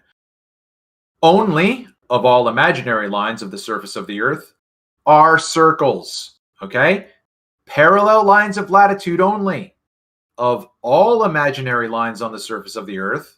Are all lines on the surface of the Earth real? No, they are all imaginary. Parallels of latitude only of all imaginary lines on the surface of the Earth are circles which increase progressively from the northern center to the southern circumference. The mariner's course in the direction of any one of these concentric circles is his longitude, or if you're from the UK, longitude. The degrees of which increase to such an extent beyond the equator going southwards that hundreds of vessels have been wrecked because of the false idea created by the untruthfulness of the charts and the globular theory together, causing the sailor to continually be getting out of his reckoning. With a map of the Earth in its true form, all difficulty is done away with, and ships may be conducted anywhere in perfect safety. This, then, is a very important practical proof that the Earth is not a globe. I hear somebody want to talk. Shout out to Aaron Morfeld. Yeah, they always reckon that in the Southern Oceans that the dead reckoning was out for like many miles on a single day. Yeah, we talked about that the other day here on the show, for sure. Yeah, well, it's interesting. I wonder when I was reading this paragraph here, thinking about the construction of a map in terms of areas where you've never been. If you are modeling your map on a globe, you have perfect symmetry, absolute perfect symmetry. And then when you get out on the flat surface of the ocean, that symmetry completely disappears because, as he points out, the course of a mariner in the direction of any one of these circles is his longitude, the degrees of which increase. Okay? Now, if you've got a globe model on your desktop in the captain's quarters, you don't have longitude degrees which increase. But then what happens then if you go out there with the wrong map and you continually go in an increasingly widespread open area? Well, here's the thing. In the northern hemisphere, they didn't seem to have a problem with the globe map. But in the southern hemisphere, they did have huge problems. So how do you explain that? Yeah, these are all, I think, all valid questions. Listen, I have a question from Lael in the chat. Lael says, Travis, what is distance to the horizon? What is the distance to the horizon on average on the flat Earth? Lael, I'm going to ask that question again. He says, what is the distance to the horizon on average on the flat Earth? My answer is yes. Okay. Why doesn't he join the panel and tell us what he thinks it should be on a flat Earth? Yeah, sure. You know, Lael, you know where the channel is. You're more than welcome to come in here. We're starting from scratch. We'll start at ground zero. Everything will be nice and peaceable. But I've said this from the beginning. The horizon is 100% created by the conditions of the medium through which you are looking. So the horizon is never going to be in the same place. I'm not going to average that out. Forget about it. Forget about it. I can show you. Go back a couple of days ago, Lael, on my channel. I show you an amazing shot 5.8 miles away. And a vertical antenna moves to the right. It shifts laterally. My camera's not moving, my friends. Camera is not moving. I mark the spot with a fletched arrow, and minutes later, the tower is no longer in the position that it was before, and it is shifted laterally. Choke on that. But as Rob said, Lael, you're more than welcome to join the show. I just wanted to say, do you know why it moves laterally? Ooh. Yeah, because the eighth bend made it happen. Well, no, you know where the light source was coming from that allowed you to see that marker in the first place was moving laterally along the sky. Well, okay, so that would be interesting, except I would think that if that's the case, that the sun is always moving laterally, then I should always see that antenna move laterally, and I don't. It's also medium dependent. Yeah, sure. That's why I'm saying there's no variable that you can nail down. Absolutely none. Because there's one variable or two variables that, like you said, the position of the sun, the time of day, all of those things. And that it was just like, I'm telling you, listen, I'm going to be perfectly honest. In the 3 years that I've been making these shots, I've never seen that antenna move in that direction. That was the first time. 3 years. So, the conditions were, so what was the variable? Right? I don't know. I don't know. Well, I would guess that the density of the air sure must have changed between those two. Oh yeah. Oh, no doubt. Yeah. No doubt. Yep. But that's all we can say. That's what I'm comfortable with that. I'm absolutely comfortable with our using the English language to say what's happening. I don't need to write an equation. Yeah, I'm okay with that too. You know? So, Bandsaw, what's going on, man? Hey, Travis, how we going, mate? Good. Welcome to the show. Thank you kindly. Well, we know that the English language, unlike the mathematical language, is unintelligible, really. That's why we've got to use maths, Travis. All right? No, I'm sorry. I'm sorry. I was a little bit distracted. Can you start over and say that again, please? I was being facetious, my friend. Oh, okay. I was giving somebody a link. I was giving somebody a link to the book, and I wasn't listening altogether. I apologize. Yeah, no, I was just talking about language, mate. How they say that mathematics is just a language. Well, just the same as English, isn't it? Really? Yeah. It's just as descriptive to say 2 + 2 = 4. Yes. As it is to write down which is more accurate. Well, I would say the English language is far more accurate, personally, myself, and far more descriptive. That might be one of the first things. If I were to teach math, I would say, okay, can I have Sally, you stand up and come up to the front. Billy, you come up to the front. Sally, I would like you to write an equation down. And Billy, I want you to read it out loud. And then I would ask the class, who was more accurate? Billy said it. Sally wrote it. Which one is more accurate? Anybody? Bueller?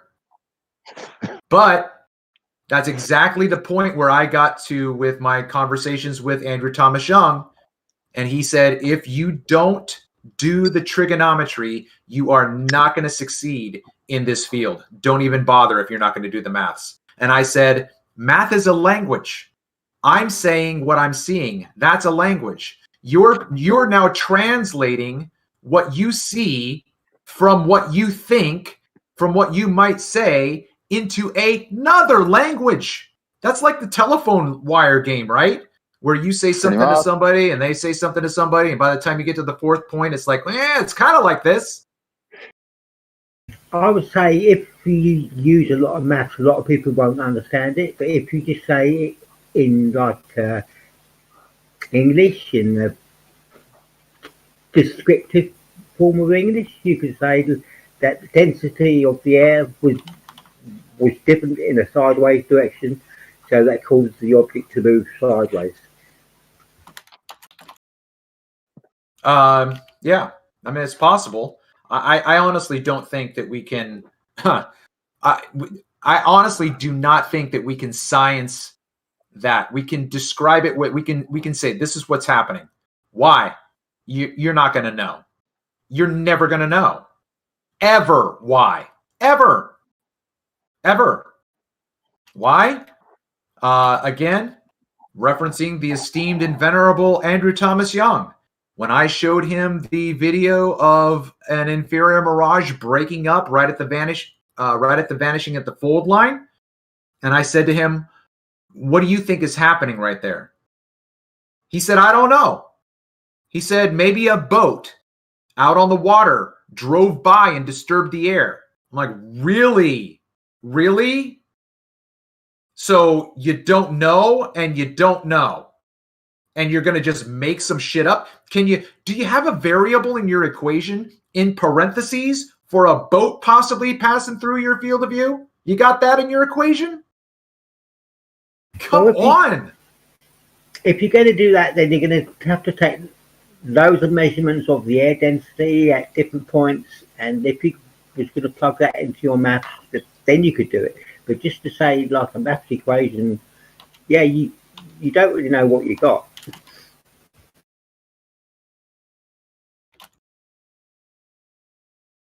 Sorry, I'm typing in the chat real quick. I'll be right back in just a couple seconds. 3, 2, 1. All right. So on to point 15, number 15 of the 100 proofs. The idea that instead of a sailing number 15. The idea that instead of sailing horizontally around the Earth, ships are taken down one side of the globe, then underneath, and are brought back up the other side to get home again is, except as a mere dream, impossible and absurd. And since there are neither impossibilities nor absurdities in the simple matter of circumnavigation, it stands without argument of proof that the Earth is not a globe. That's a good point. I like that one. Anybody have any thoughts on that one?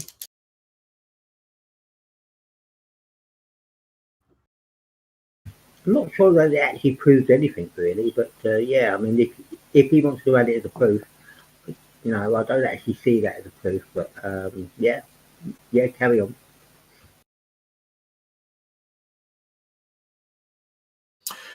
Well, it's the idea that you are traveling down a geographical distance, right?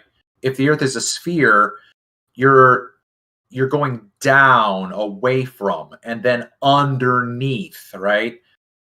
So you're telling me that 180 degrees from my feet, there's a boat upside down from me?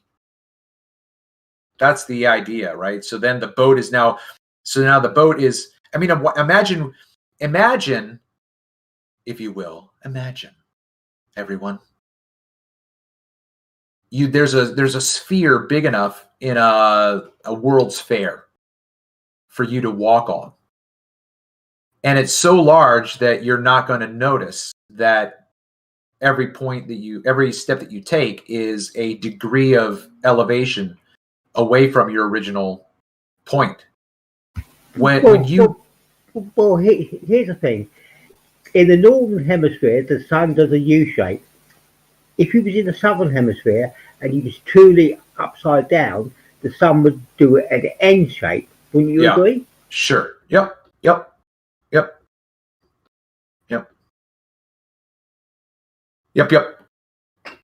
Number 16. Anybody? Just quickly, Travis. Are you able to enlarge that a little bit? Because here on Discord, it's really small, and I just looked on YouTube, and it's fairly small too on the screen. That's better, mate. Jeez.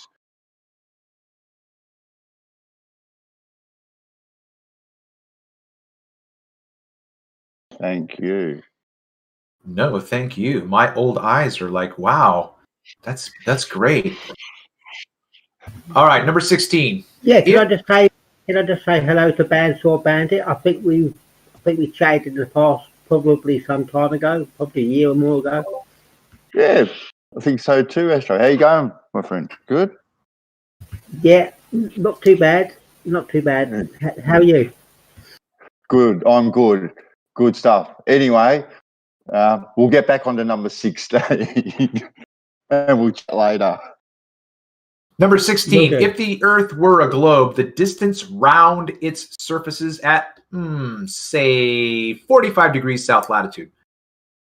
Those distances could not possibly be any greater than it is at the same latitude north, if the Earth were a globe. But since it is found by navigators to be twice the distance, to say the least of it, or double the distance it ought to be according to the globular theory, it is a proof that the Earth is not a globe.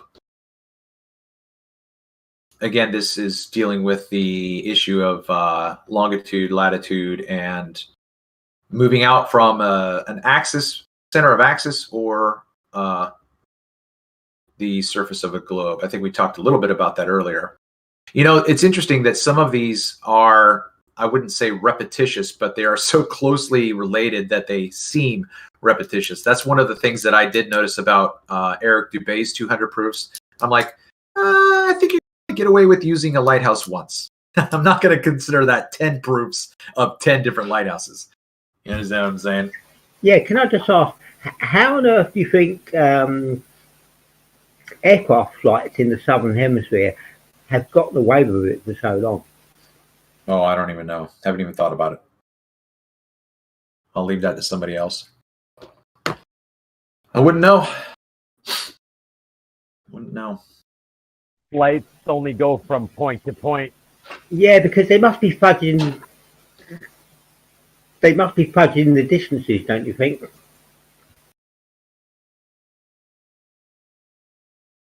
Well, either that or you're not flying the way that you're not flying the way it appears you are. Yeah, I did find something interesting about flights and the fuel, and the mystery of the of the missing fuel in aircraft. I did find an answer to that. If you're interested. I'm sorry. Say that again. There's this theory that airplanes don't use so much fuel as they ought to. Yes. Okay, so the answer to that, I did research this and I did find an answer. What they did was in the construction of the aircraft engines, they used this blue mineral which they found in Africa. So they constructed the aircraft engines using this blue mineral. Now, when they added this blue mineral to the structures of the engine, they found that they could ramp up the engine speed by 4 times. Sure. Yeah, sure. Yeah. And hence they used a quarter of the fuel. That is the secret. Yeah. I get that. Totally get that for sure. Very interesting stuff. Was today airplane day on flat Earth or what? Mind your manners, Paid. I'm the one in charge, so. I'm just asking. It seems like every group's talking about airplanes today. I thought they might be airplane day. We just this was the first time it got brought up. Oh, okay. But welcome to the show. Yeah, aircraft. I was the first one to bring up aircraft on this show today. Because our friend Don was over in Gems, totally misunderstanding how attitude indicates. Yeah, well, we're in this show now, so let's just focus on this show's discussion thing. No need to bring up Don, because he's not here. I do apologize. I just thought it might be airplane day. It's not. Number 17 of the 100 proofs that the Earth is not a globe. Human beings require a surface on which to live that, in its general character, shall be level. And since the omniscient creator must have been perfectly acquainted with the requirements of his creatures, it follows that, being an all-wise creator, he has met them thoroughly. This is a theological proof that the Earth is not a globe. Abso-smurfing-lutely. We were not created to exist at a 45-degree angle. I love the theological ones. They're the best. Yeah. Good stuff. Buildings, by the way, buildings were not created to exist at a 45-degree angle either. Interestingly enough, right? Interestingly enough, they don't exist at a 45-degree angle. Exactly. That's correct. That's right. Because we live on a level Earth. Correct. No, because plumb is not what you think it is. Keep telling yourself that, Paid. Number 18. The best possessions of man are his senses. Trust your senses, question your sources, resist consensus. Number 18. The best possessions of a man are his senses, and when he uses them all, he will not be deceived in his survey of nature. It is only when some one faculty or other is neglected or abused that he is deluded.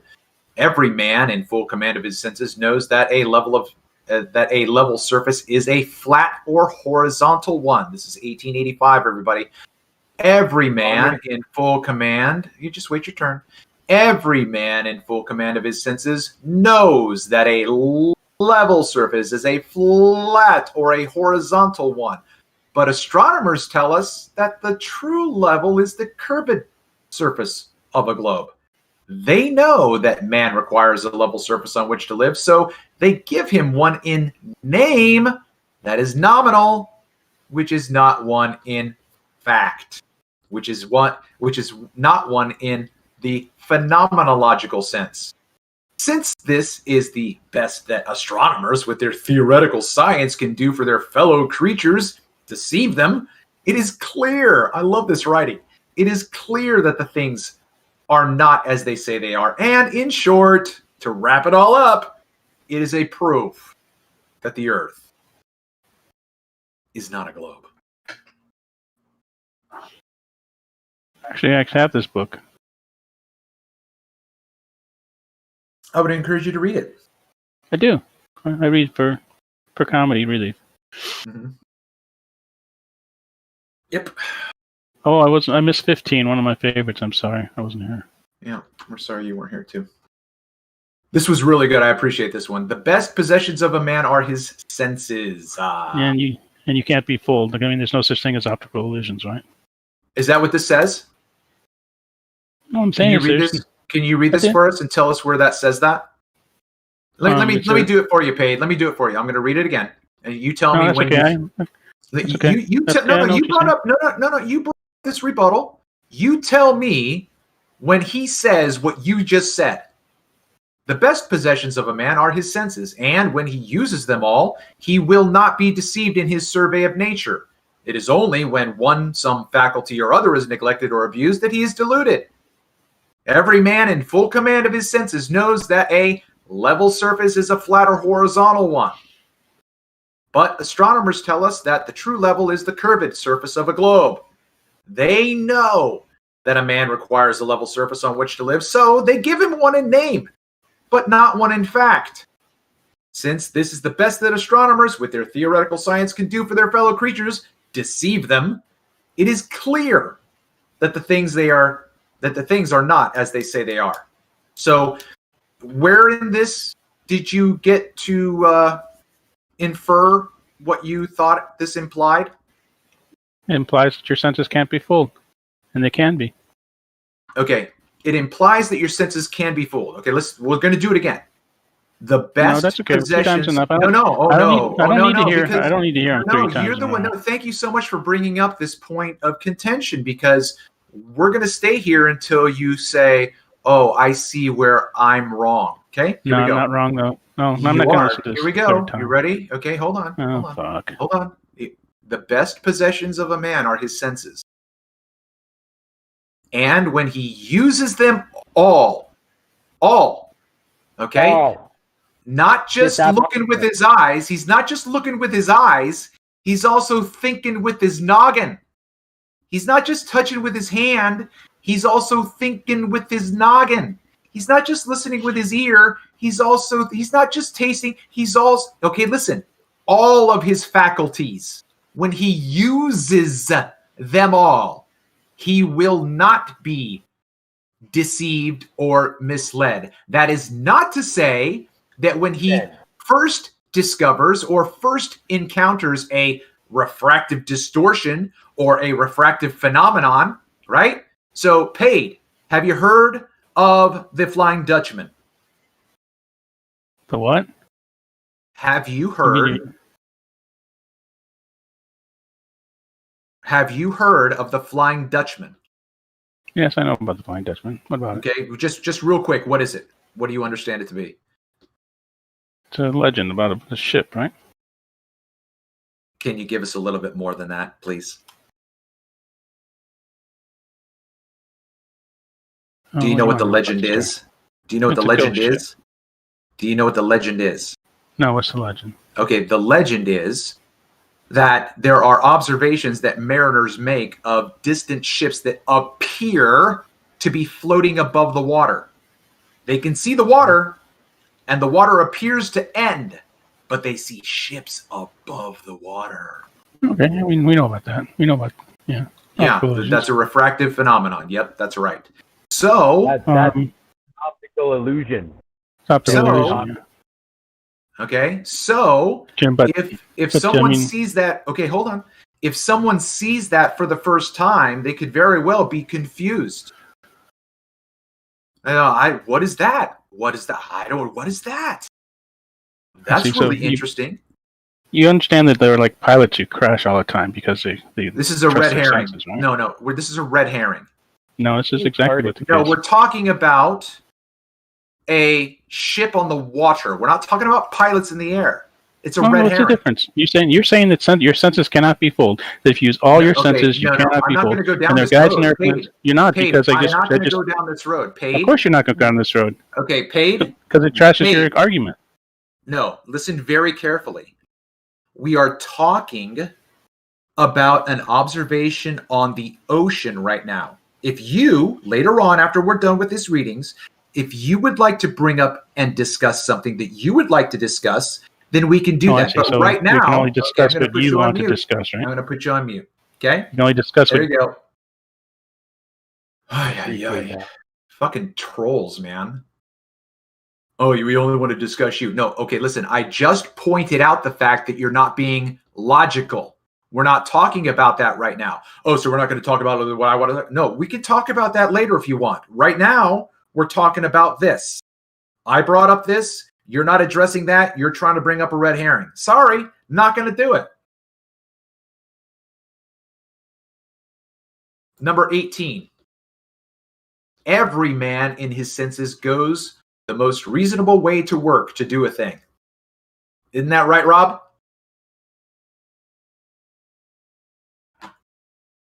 Yeah, that's right, Travis. Work smarter, not harder. Here. I'm actually at work. I know. Work on it. So Yeah. I can't always get both.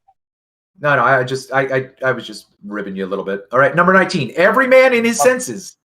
Every man in his senses, like in his right mind, goes the most reasonable way to work to do a thing. Now, astronomers, one after another, following a leader, while they are telling us that the Earth is a globe, are cutting off the upper half of its supposititious. Supposed.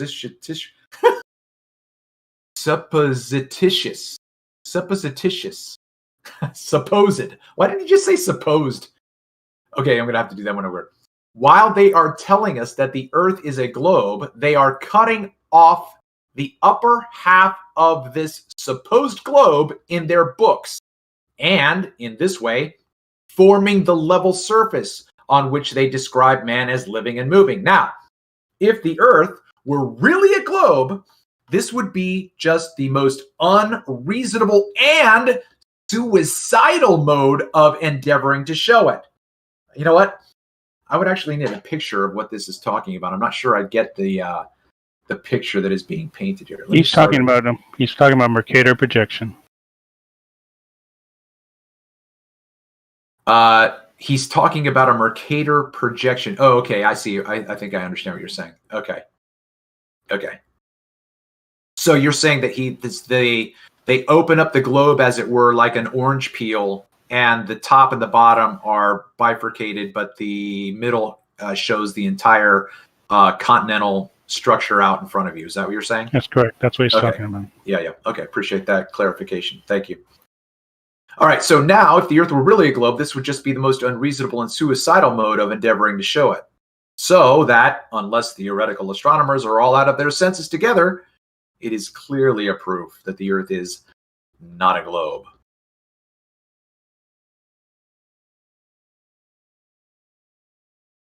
Number 20, the common sense.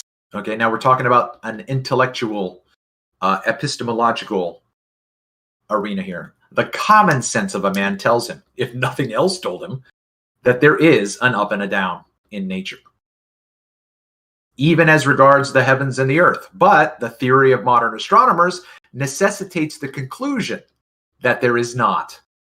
Therefore, the theory of astronomers is opposed to common sense, yes, and to the inspiration. And this is a common sense proof that the Earth is not a globe. There is an up and down, Virginia. Yes, there is an up and down. Which very well means that when you look at the alleged globe, there is a 45-degree angle, there's a 90-degree angle, there is a 135-degree angle, there's a 180-degree angle. There, right? Am I right? Right? So there is the common sense question of the first grader. Are you saying that people in Australia are upside down? No, they're not upside down. Okay, yeah, they are, because there's up and down. I'm standing up, and if you're telling me that there's someone 270 degrees away from me, or I'm sorry, 180 degrees away from me, yeah, one of us is upside down. Oh, no, because we all know that we live in a world where we stand up 90 degrees. Right, because the earth is flat. Oh, no. See, the earth's not flat because Australia is at this longitude, and that is 200 or 187 degrees away from us. Okay, so then they're standing sideways. They're standing at a degree, at an angle. So if you want to argue with me, right, everyone, please listen to this. If you want to argue with me that two plumb bobs 5 miles away are not parallel to each other, then you just extend that out as far as you want till you get up to Australia, and you got one that's at a degree, farther away from you, 200, I don't even know, whatever, 187 degrees, right? You can't get away from this spin. If I'm standing 90 degrees straight up, I'm on top. Anybody moving away from me, 45 degrees, they're not on top. They're at a 45 degree angle. And if they were, they would sense it. Not only that. Can I just say something there? Of course you can. I'm ranting. Okay. So astronomers think that the star field is like a 3D field. Okay. So we think on the flat Earth that the star field is a flat star field above the flat Earth, and that is totally reasonable to think that on the flat Earth. No need for a 3D star field. It can be all flat above us. And just for those who didn't check in early on in the show, Astro King and I were talking earlier about the alternative understanding of our reality with, what was it, fractal what? Yeah, the hollow fractal universe. Yeah. So if you want to go back to the early part of the show and listen in on that. And give me just 1 second. I can't multitask. So I'm doing this real quick. Okay, on to the 21st proof.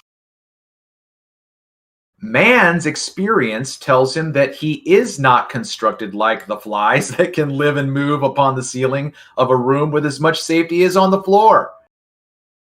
And since the modern theory of a planetary Earth necessitates a crowd of theories to keep company with it, and one of them is that men are really bound to the Earth by a force which fastens them to it, like needles round a spherical lodestone, a theory perfectly outrageous and opposed to all human experience, it follows that unless we can trample upon common sense and ignore the teachings of experience, we have an evident proof that the Earth is not a globe. All right. That reminds me of the song from the late 90s, Live Through This, by Mighty Joe Plum. Live Through This, song about a fly. What if I fell 15 stories? What if my weight wasn't enough to kill me? What if I were sticky enough to walk the ceiling? All right, number 22. God's truth never requires a falsehood to help it along. Mr. Proctor, in his lessons, says, men have been able to go round and round the earth in several directions. Now, in this case, the word several will imply more than two, unquestionably. Whereas it is utterly impossible to circumnavigate the earth in any other than an easterly or westerly direction. And the fact is perfectly consistent and clear in its relation to Earth as a plane. I didn't read that right. Okay, let's start over. Mr. Proctor, in his lessons, says men have been able to go round and round the earth in several directions. Now, in this case, the word several will imply more than two, unquestionably, whereas it is utterly impossible to circumnavigate the earth in any other way than easterly or westerly direction. Okay? Why? Why can't we go north and south? Why can't we do that? Why? I mean, this is back in 1885. Why can't we do that? Why? Yeah, no one's done a north-south, have they? No. And the fact is perfectly consistent and clear in its relation to Earth as a plane. Now, since astronomers would not be so foolish as to damage a good cause by misrepresentation, it is presumptive evidence that their cause is a bad one. And a proof that the Earth is not a globe. This is great. This is good stuff. Absolutely common sense. Absolutely common sense. Yep. Let's see. I did get a. Let me see. I'm going to say a shout out to Alexander Lightwater. Thank you so much for your $20 PayPal donation. I appreciate that. Thank you so much. Alexander is a master with photography and working with photographic images. He's taken some of mine, taken some of BMLSB 69s, and done some fantastic leveling with them. So appreciated his being on my show before, having conversations with him. So once again, shout out to Alexander. Thank you so much. And let me pull that up. So I got the chat going there. Go up there, all up to speed. All right. So, B Brick didn't join. Nobody's joined. Paid's here. Here we go. Number 23. If astronomical works be searched through and through, there will not be found a single instance of a bold, unhesitating, or manly statement respecting a proof of the Earth's rotundity. That's interesting. If astronomical works be searched through and through, that is, writings on astronomy, if astronomical works be searched through and through, there will not be found a single instance of a bold, unhesitating, or manly statement respecting a proof that the Earth's rotundity. Proctor speaks of proofs which serve to show that the Earth is not flat, and he says that man finds reason to think that the Earth is not flat. And he speaks of certain matters being explained by supposing that the Earth is a globe. And he says that people have assured themselves that it is a globe. But he says also that there is a most complete proof that the Earth is a globe, just as though anything in the world could possibly be wanted but a proof that proves and settles the whole question. This, however, all the money in the United States Treasury could not buy. And unless the astronomers are all so rich that they don't want the cash, it is a sterling proof that the Earth is not a globe. How can you not like this writing, whatever the subject, right? This is just fantastic writing. In my humble opinion, you know what I'm saying? I do like this part right here. It says, you will not find one instance of a manly statement. Get your gamma ass out of here. That's awesome. Number 24. When a man speaks of a most complete thing amongst several other things which claim to be what that thing is, when I write like this in Facebook chats, the trolls are just like, what? Why can't you just use normal English? I'm like, bro, I write like I read, bro. Do you not read? I write like I read. I write shit like this. Anyway, it is evident that they must fall short of something which is the most complete thing, How can you write like this, Travis, when you can't even read it out loud? Well, yeah, but you understand, don't ask those kinds of questions. Okay, When a man speaks of a most complete thing, among several other things which claim to be what that thing is, it is evident that they must fall short of something which the most complete thing possesses. And when it is known that the most complete thing is an entire failure, it is plain that the others and all sundries are worthless. This is what this is saying. You can explain all you like how Rudolph's nose shines so bright. But if there ain't a Santa Claus, then Rudolph don't matter shit. Right? Because your whole story depends upon a jolly old Saint Nick.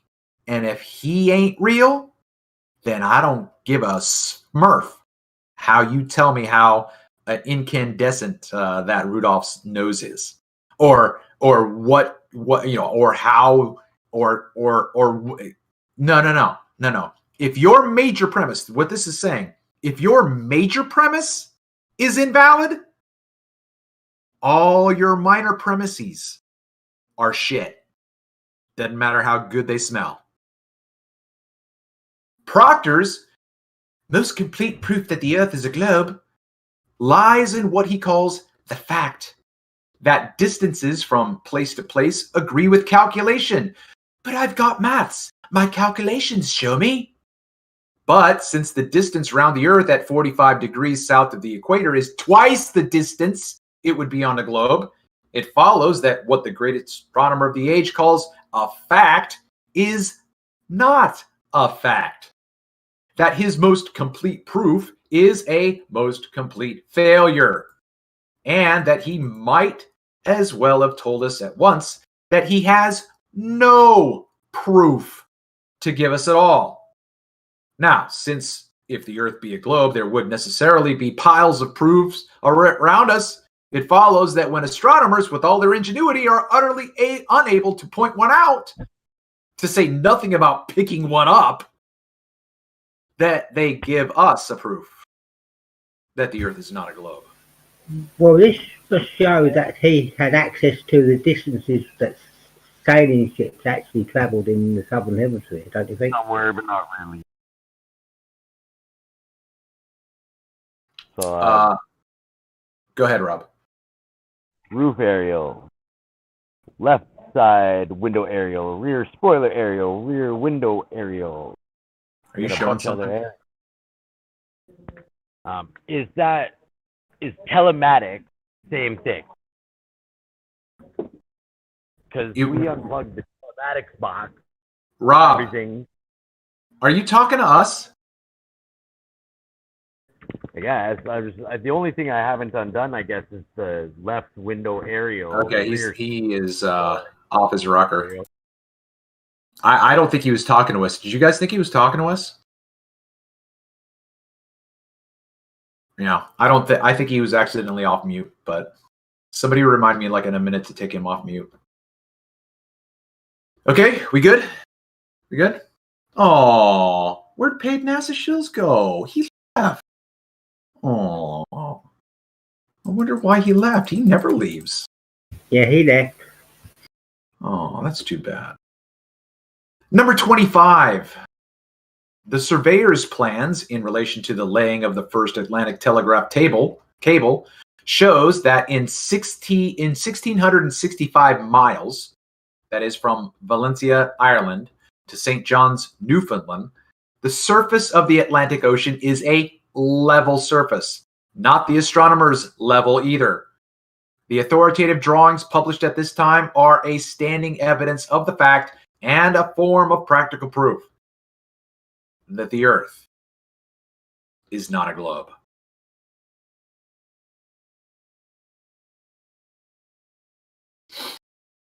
All right, just real quick, going to jump over to the chat, see if anything's going on. We got John Watson, Benny Light, Ask and Receive, Mark Collar, Nick Thrillian, Gary Heron, Chrissy Heavy's out there, Guns of Navarone still out there. All right, everybody having fun? Everybody, can I get you guys anything? Anybody thirsty? Anybody hungry? You're all good. We're all good? We are all good. All right, we are at 7:30, and what I'm going to do right now, real quick, I'm going to jump over to my channel. I'm going to get my link to the premiere at 8:30 for the Sly Sparkane, what do you call it, extravaganza. I would appreciate it if you guys want to jump on over there and show me some love with watching this show. It's an hour and a half, but it's on the edge of your seat. I mean, we do not slow down. We do not slow down. This is Sly. Why can't Sly Sparkane? What do you call it? That's the name of the show.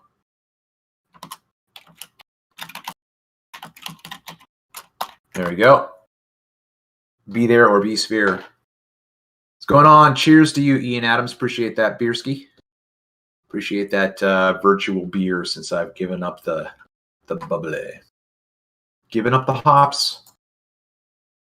All right, number 27. Astronomers, in their consideration of the supposed curvature of the Earth, have carefully avoided the taking of that view of the question which, if anything were needed to do so, would show that it is utter absurdity. It is this. If, instead of taking our ideal point of departure to be at Valencia, we consider ourselves at St. John's, the 665 miles of water between us and Valencia would just as well curve downwards as it did in the other case. Now, since the direction in which the Earth is said to curvate, since the direction is interchangeable, depending indeed upon the position occupied by a man on its surface, the thing is utterly absurd. And it follows that the theory is an outrage and that the Earth does not curvate at all. An evident proof that the Earth is not a globe. That's a good one. Interestingly, no one follows logic anymore. They're all, no one uses logic. Yep, indeed. Absolutely. Abso-smurfingly. Everybody out there, make sure you are giving this show some love. Hit those Fonzarellis. And if you don't like the show, give it a downward A. But just make sure you guys are supporting the show that way and sharing the show so that Brandon's chat and panel possibly can continue to grow and increase in its variety. Number 28. Did I just hear somebody join? Did someone just... Oh, let me take Rob off. Rob, if you can hear me, you were, I think you were talking to a customer or something, so I put you on mute. Number 28. Astronomers are in the habit of considering 2 points on the surface of the Earth, without, it seems, any limit as to the distance that lies between them, as being on a level, and the intervening section, even though it is an ocean, as a vast hill of water. The Atlantic Ocean, in taking this view of the matter, would form a hill of water more than 100 miles high. The idea is simply monstrous and could only be entertained by scientists whose whole business is made up of materials of the same description. And it certainly requires no argument to deduce from such science as this a satisfactory proof that the Earth is not a globe. So this would be the Bislin hump, right? The Bislin hump.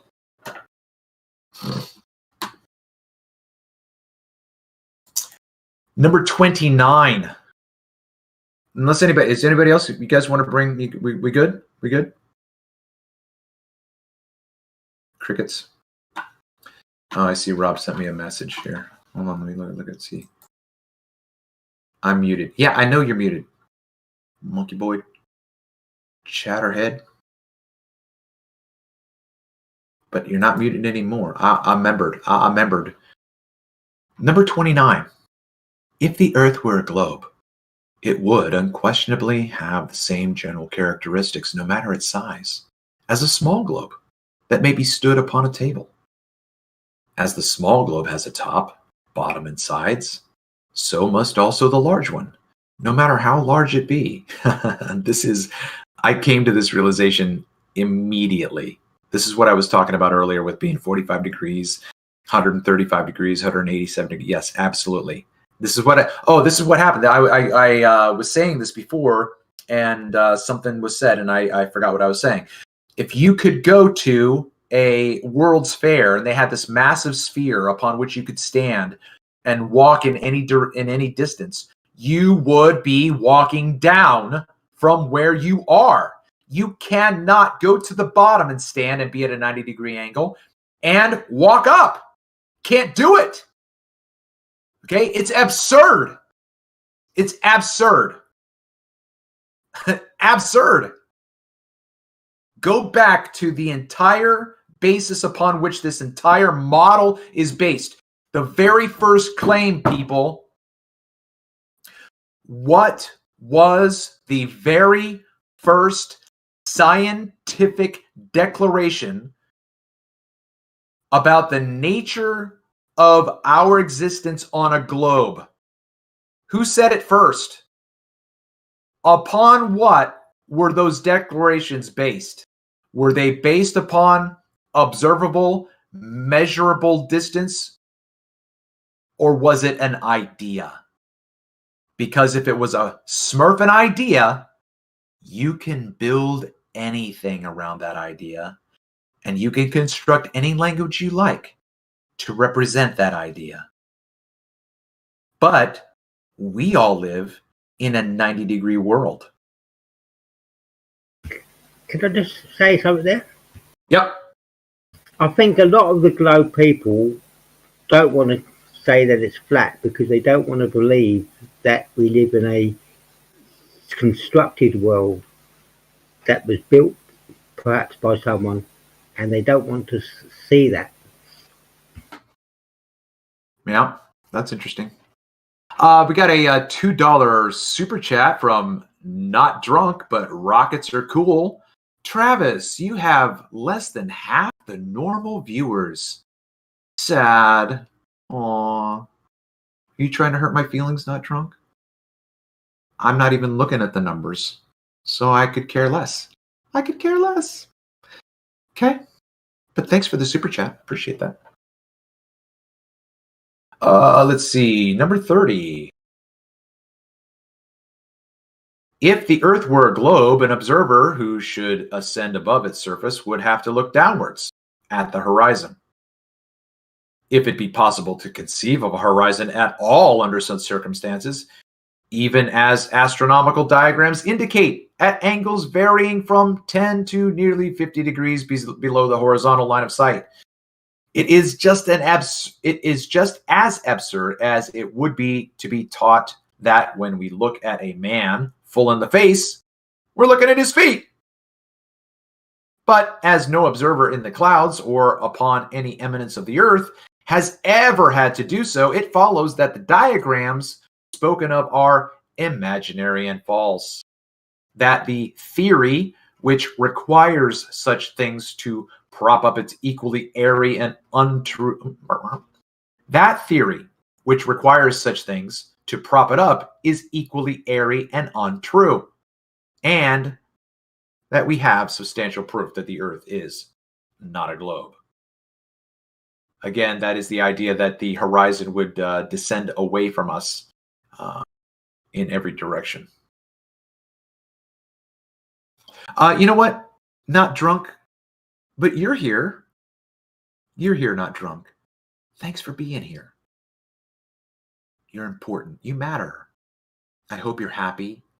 I hope you're satisfied. And I hope that nothing but good things come your way. May the wind always be at your back, the sun always be at your face, and may you dream of large women. Number 31. If the Earth were a globe, it would certainly have to be as large as it is said to be, 25,000 miles in circumference. Now, the thing which is called a proof of the Earth's roundness, and which is presented to children in school, is that if we stand on the seashore, we may see the ships as they approach us absolutely coming up. And that, as we are able to see the highest parts of these ships first, it is because the lower parts are behind the Earth's curve. Keep hearing people come in and out. Paige, welcome to the show. Hey Travis, just to let you know, there's about 20 minutes left, so there's quite a few people in the chat. Maybe you want to try something different? Thanks. No worries. Hi, Travis. Hey, Paige, did you just sneak in here? I sure did. All right, welcome to the show. Let me just finish this point out, and then we'll jump back over. And now, since if this were the case, that is, if the lower parts of these ships were behind a hill of water at all, the size of the Earth indicated by such a curve as this would be so small that it would only be big enough to hold the people of a parish if they could get all around it, instead of the nations of the world. It follows that the idea is preposterous, that the appearance is due rather to an other and to some other reasonable cause, and that instead of being a proof of the globular form of the Earth, it is a proof that the Earth is not a globe. Does anybody have any idea what this other cause could be? What could be this other reasonable cause? Anybody?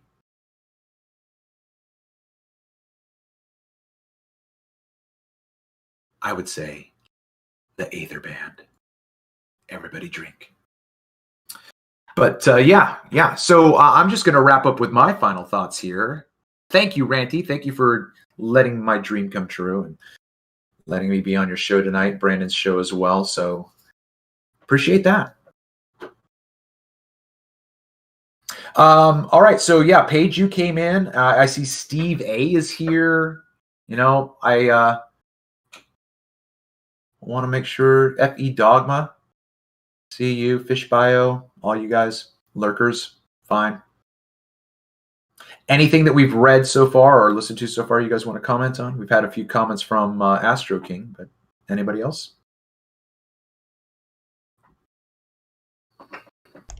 It's been a tough night for you tonight, Travis. It really has. Oh, I'm not afraid. I mean, like I can, like even you had to stop me from talking. You're like, I got to stop this guy from talking, otherwise he'll just keep talking. Right? I'm not worried about it. I'm not worried at all. No problem, man. So yeah, you got tons of people out there in the chat having fun. C4's out there, Trillions out there again, Jimmy Boy, Rob Keane. So got plenty of people out there. I actually think that the chat is it's just a totally different thing to actually the show that we put on. It's like we have the people that listen that don't participate in the chat, and then we have the people that talk in the chat, and they could, quite as far as I know, they could literally have us on mute. And sure. And just debating people in the chat. It's like two wars going on at the same time. Yeah. Yeah, can I just have a quick shout out to Ranty? Hello, Ranty. How you doing? Hey, Astro King. Yeah, it's been a while. Did we not meet up at one point? Yes, we met up at the UK convention organised by Robin and Co. Yeah, that's right. Yeah, I remember. Yeah. When Martin Leakedy lost his joint down the back of that the back of that seat, and he couldn't get his joint out. I remember that. Oh, I didn't actually hear that one, but yeah, that was a good time. Yeah, we had to vandalise it to salvage his joint. But what he hadn't realised is, because back then I was smoking on and off, and he asked me, "Oh, have you got a cigarette that he could use to skin up?" Like I said, "Yeah, sure." So I gave him this cigarette. He didn't realise that it was a menthol one. So he put this menthol tobacco in his joint. Oh, he hated it. He didn't like it one bit. Threw it away. Oh, never mind. Oh dear.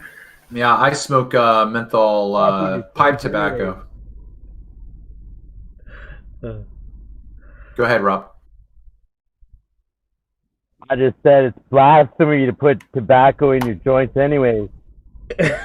Yeah, you should just have it pure green. Yep, that's for sure. Hey, Paige, how are you?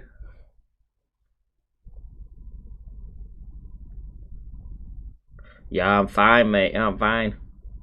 Sorry, I'm fine. Yeah, sorry, I'm doing other things while I'm listening, so I had my phone in my pocket. But yeah, I'm not too bad. How are you? Yeah, doing good. This was kind of like a spur of the moment thing, really. You know, Travis, he with his fat fingers. God, can you hear him thumping that keyboard? He's like a warrior. He's like Anthony, isn't he? Really? Like tap. You know what? Tap, tap. No. You know what? I think it's my my mic is so good. I was troubleshooting. Listen, sorry. I was troubleshooting my Streamlabs, and I was clicking my mouse, and I had my headphones on, and my mouse click was so loud. My mic is that good, so it's more my mic than anything else. But I apologize. Man, well, yeah. I mean that tappy tap though. I mean, it was louder than Paige, and that's saying something. That's hard. Okay, I'm going to go on mute. I got a bit Noise spooked. suppression I got a is out of message action. from Brandon and thought there was no show, so I didn't bother checking again. And then I came into Discord and it had the little TV picture on it. Oh shit! They have actually started something. Well, I'm going to blame Travis for that because he contacted me about 10 to 10, so about 15 minutes before he normally goes live, and he said, "Hey, Brandon isn't doing a show tonight, and you know if I'm going to run this by you, but how about I run the show tonight?" And you know, I was like, "Oh, right, okay, yeah, sure, no worries. I'll set it up." And you know, I had to get everything organised. I had 15 minutes to do so, and got everything organised. And then yeah, he's done the entire show tonight. So congratulations to Travis for pulling it off. Oh, well done, Travis. Good job. Well, you know what? So I was actually listing my books, and so I didn't see the Discord text from Brandon at like 3:45, so I didn't see it until 4. So it was only 15 minutes, but I texted him and said, "Hey, this, that, or the other." So I was waiting for him, and you know he's busy doing whatever he was doing. So that's why it took me so long to contact Ranty, because I was waiting for Brandon. And then when I didn't hear from him, I thought, well, I might as well talk to the man himself. Well, I'm still what's it called? What would you call it? A manager or something on this channel. So Brandon's the channel owner, but I still have managerial rights, which means that you know I can sure post things, and you know I could upload a video if I really wanted to.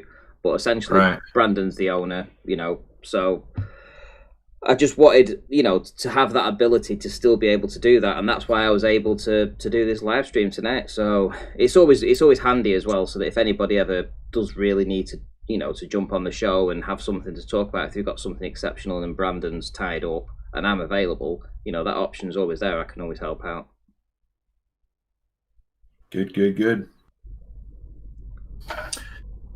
All right, so yeah, you know, that's the other thing about you know, who could show up and who couldn't. If the majority of people is like Paige, you know, they just took it for granted that there wasn't going to be a show, so there was no need to look. So back at you, not drunk. That's probably why a lot of the audience isn't here, because they thought there wasn't going to be a show.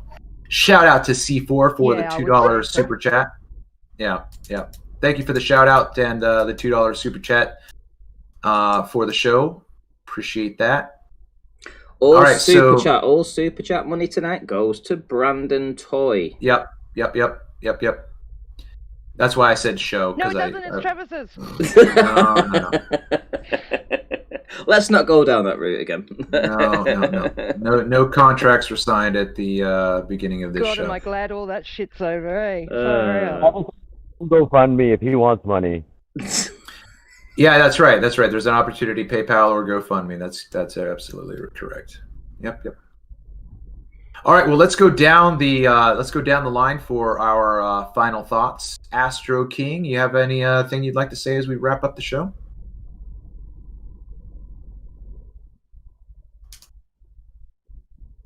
All right, come back if you come back. Come back if you come back. Bandsaw Bandit. Yeah. Good show there, Travis. It was nice listening to the old language being orated so well. So yeah, good job, mate. Thanks. Appreciate that. Load of bollocks, but I'll take it. Generally, it is. And we got our first lurker here, Fish Bio. You gonna say hello? We got our second lurker here, Illegal. You gonna say hello? Yeah, what's up? I was gonna bring up a topic, but if you're wrapping up the show, then I guess I can wait till next time. No, hang on, wait. Well, hold on. Yeah, We've got 5 minutes. We've got 5 minutes. If you've got something quick to bring up and leave us with food for thought, for sure. You know, you're the first. Sure. Yeah. First time on, you might as well spill your beans, mate. Go for it. Yeah, it's not food for thought as far as what you guys were talking about the majority of the show. It's just a flat earth related question. So it's pretty quick, so I'll bring it up. When I'm having a conversation about flat earth and related topics, say for example gravity, and I go through the whole thing and explain the density equilibrium thing, I get this common question and it often trips me up, and I just wanted to know what you guys would respond to this question that I always get. And I have the argument down pretty good. I'm not new to this. So talking about density disequilibrium, and things going up, less dense than the medium they go up, more dense than the medium they go down. I explain, I go through the whole thing, and they always ask, why down? And other than I don't know, the creator designed it that way or programmed it that way, I don't really have a point. They always want to know why down. And I know direction is relative, and I know that whole argument, but what would you typically respond when you get to that point when they say why down, or instead of another direction? I know direction is relative, but what would you say? Field? Yeah, go ahead, Paige. Sure. My answer to them would be electrostatics sets your up and down. So Earth is the negative and the atmosphere is positive. The higher you go up, the more, like goes 100, 200, 300, the higher you go up. And all matter is, inherently electrostatic, like when you rub a balloon on your hair and you can make your hair go floaty. Mm-hmm. So that to me is what sets up and down. And then your relative density disequilibrium will sort everything out in that.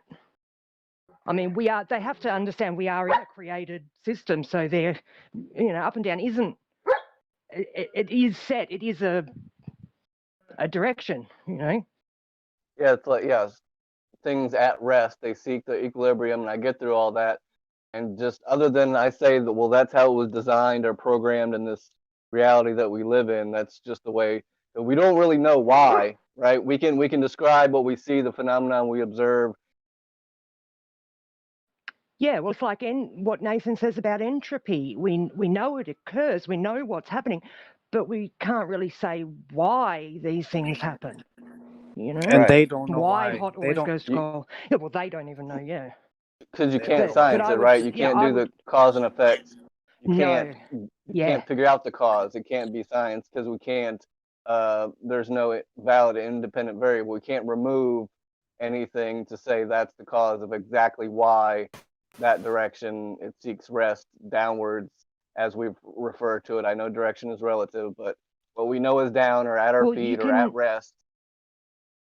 You can actually manipulate. You can manipulate electrostatics to make things go in a different direction to what they normally would.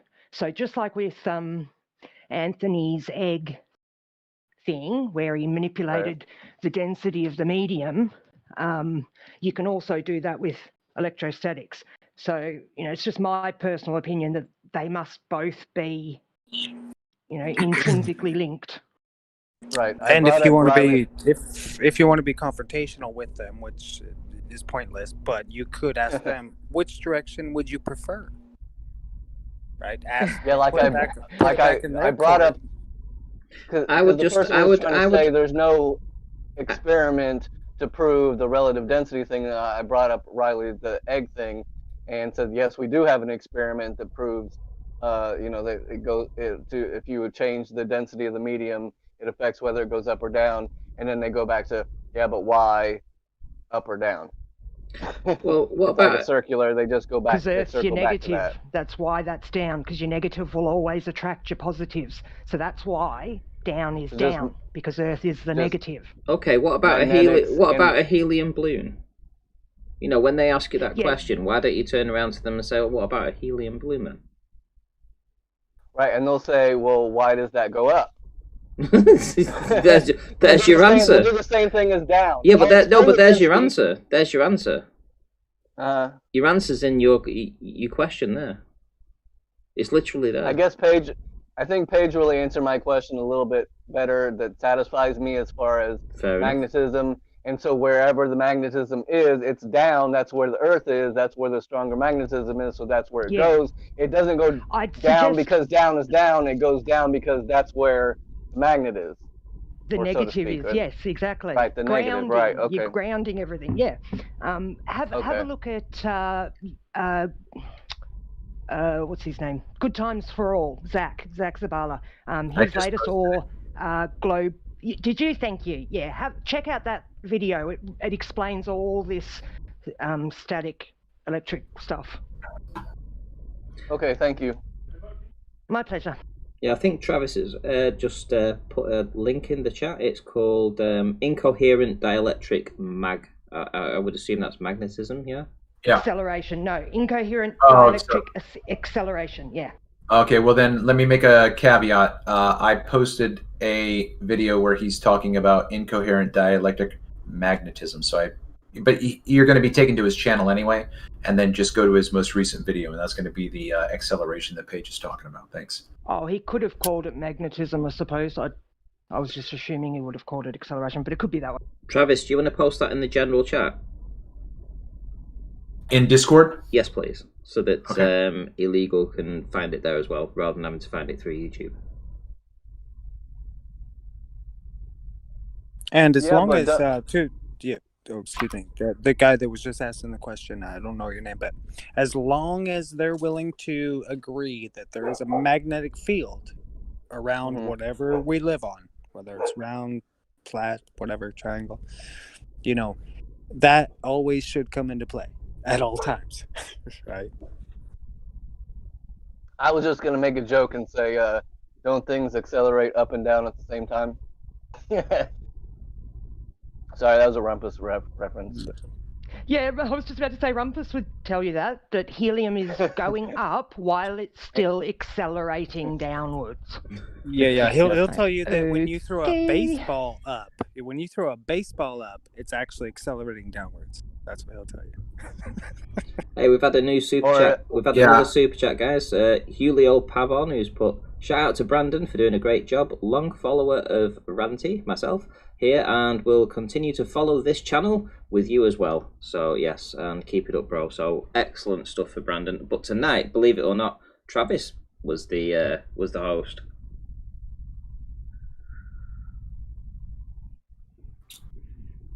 All right. Thanks for putting that out there for us to consider, Illegal. Let's go back up. Chrissy, you joined. Do you want to have a last thought? Final thought? Chrissy 2000. Hear me? Can anyone hear me? Yeah, we got you.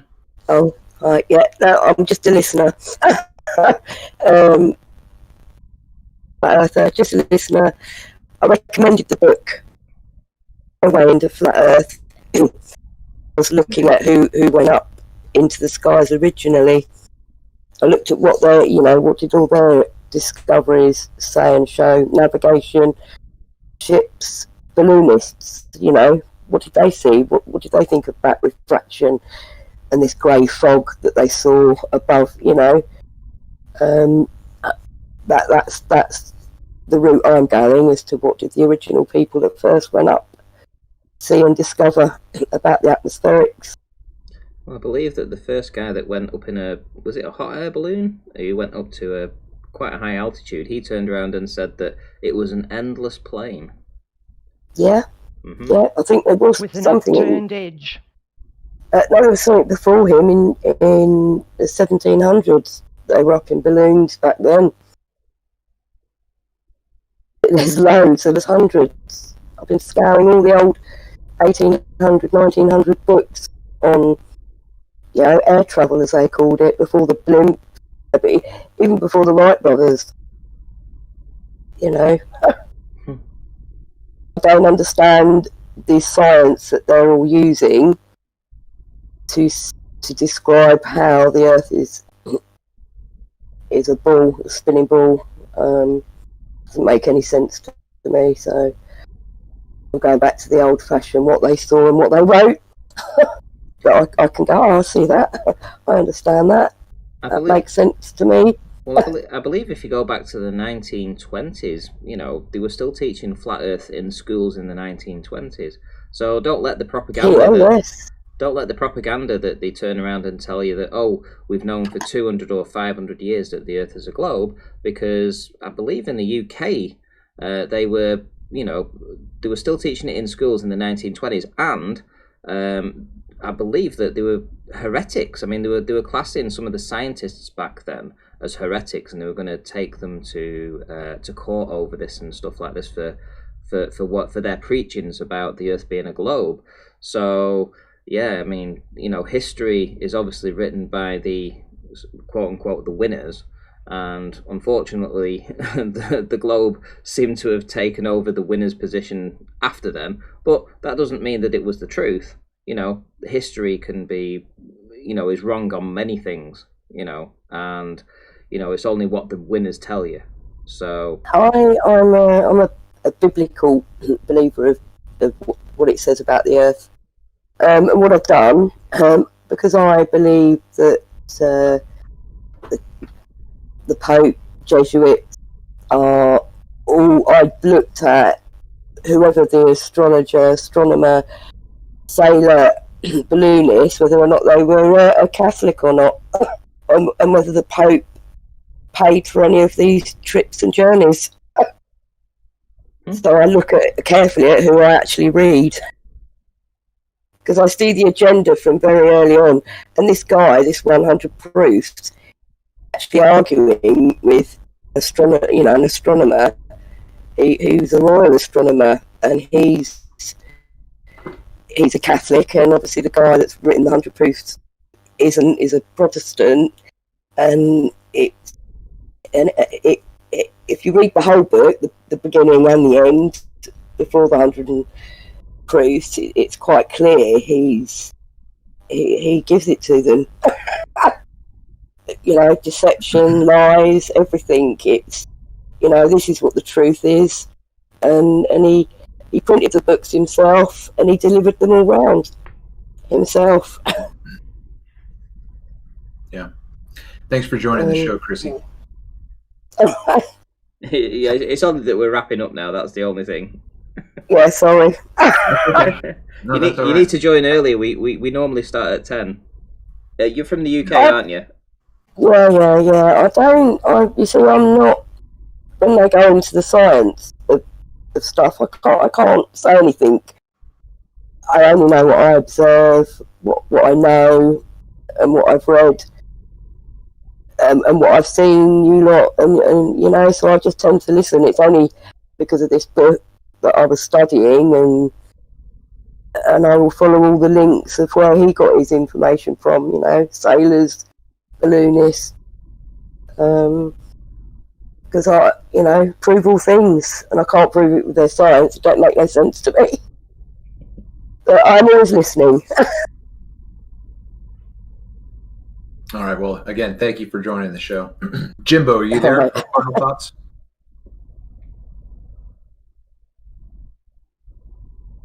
Aaron, final thoughts. Paige, final thoughts. Yeah, I'm sorry I missed the show, Travis. I definitely would have come if I had known. Didn't even give me time to you unmute, go. Travis. I waited for like 3 seconds. Paige, you first. You want me to finish? Okay. You bet. Go ahead. Shit, now I've lost my train of thought. Yeah, so I thank Travis. Okay. Right, I wanted to give a shout out to 10th Man on Nathan Oakley's. He's doing little presentations about sextants at the moment, and he can show you geometrically why a sextant cannot work on a ball. So I would encourage everybody to go and check out one of his little presentations on Nathan's. Very well done. So shout out to 10th Man. Yeah, he's got that shit down thanks, packed.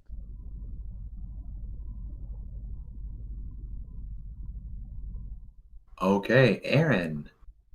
Oh, I just wanted to, I had a whole bunch of shit to say, but the one thing that I only remember is Paige was talking about the positive and negative, and somebody else brought up the Catholic Church and shit. And so I always think of cathode and anode, right? Those are two, whatever you'd call them, Travis, things that we can represent in reality and see a charge, see a movement of energy between the two. And you have to remember that the cathode, the Catholic cathode, is negative, and the anode, manode, is positive. And so there's a clear separation there in my mind. So just, kind of talking about cathode, anode, positive, negative, Catholic, and then man, and the Catholic Church, how big it is, and then, of course, all of us. So thanks, Travis. Great show, buddy. Thanks, Aaron. Ranty, you want to give us your final thoughts? Oh, hold on. Hang on. I do. Hang on. Just give me a second. Just give me a second. Oh my goodness. I've changed all my outros and everything, so just gonna have to bear with. Anyway, I can come back to you. No. Hold on. I'll just do it as an intro. Sod it. Right. It's okay. Randy, you're stuttering like a rumpus. I am, yeah. Well, what it was, I've got the OBS. I'm working in the background. I've got all the OBS doing, and I just thought I better check the outro. And I had the outro, and it was a demon sound, and I thought I can't play an outro with demon sound. Are you kidding me? So. So I had to fight. I know. So, anyway, so yes, I do want to say a couple of thank yous actually to some of the people in the chat. So Contraption and who else have we got?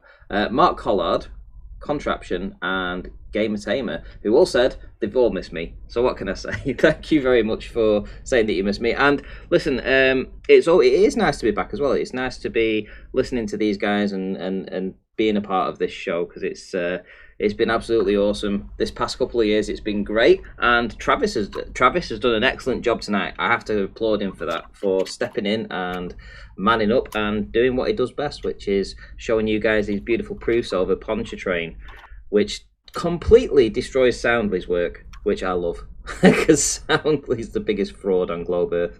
Anyway, just nice to be back, guys, and I'll be around. Thanks, Ranty. Cheers, Rob Keane. What is A that? quick question. Yes, you can. Okay, sorry, real quick.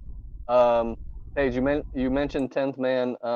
Is there any way you can DM me a Discord link to that Discord for Nathan's show? Because I'm having trouble finding it. It's not under any of his videos. If you could do that, I would really appreciate it. Thank you. Yeah, not a problem, Illegal. I'll get it done for you in the next 5 minutes. Thank you. I appreciate it. That's all. There you go, Rob. What was that?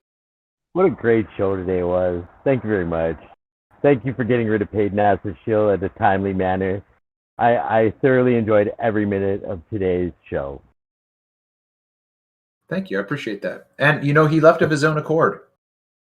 Yep, that's good. Because he wasn't getting away with his bullshit. He wasn't. He was not.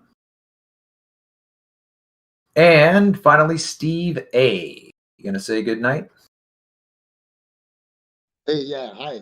Good night. Good job. You did a great job. Well, thank you. I appreciate that. Thank you so much. And anybody else, just up in the chat, I posted my link for my premiere that's going to be in about 20 minutes. My toe-to-toe dance with Sly, what do you call it? Sparkane. All right, my final thoughts. Thank you so much again, Ranty, for setting this up and allowing me the platform to just keep your Brandon's show alive tonight. And everybody else who joined the panel, thanks for being a part of the show. And everybody out there in the chat, thank you so much. Yeah, I enjoyed it. Very, very good. Travis, I will say that your presentation of your stuff just keeps getting better and better. Just keep it hot, bro. You're doing well. Yeah, thanks. Appreciate that. And if you're not subscribed to my channel, please do so. I'm trying to put out as much content right now with the Pontchartrain as I can. I did some earlier today, so those shows are up and ready for you to enjoy as well. So this has been another exciting adventure of Brandon's. I'm your host, Travis Finley. Until next time.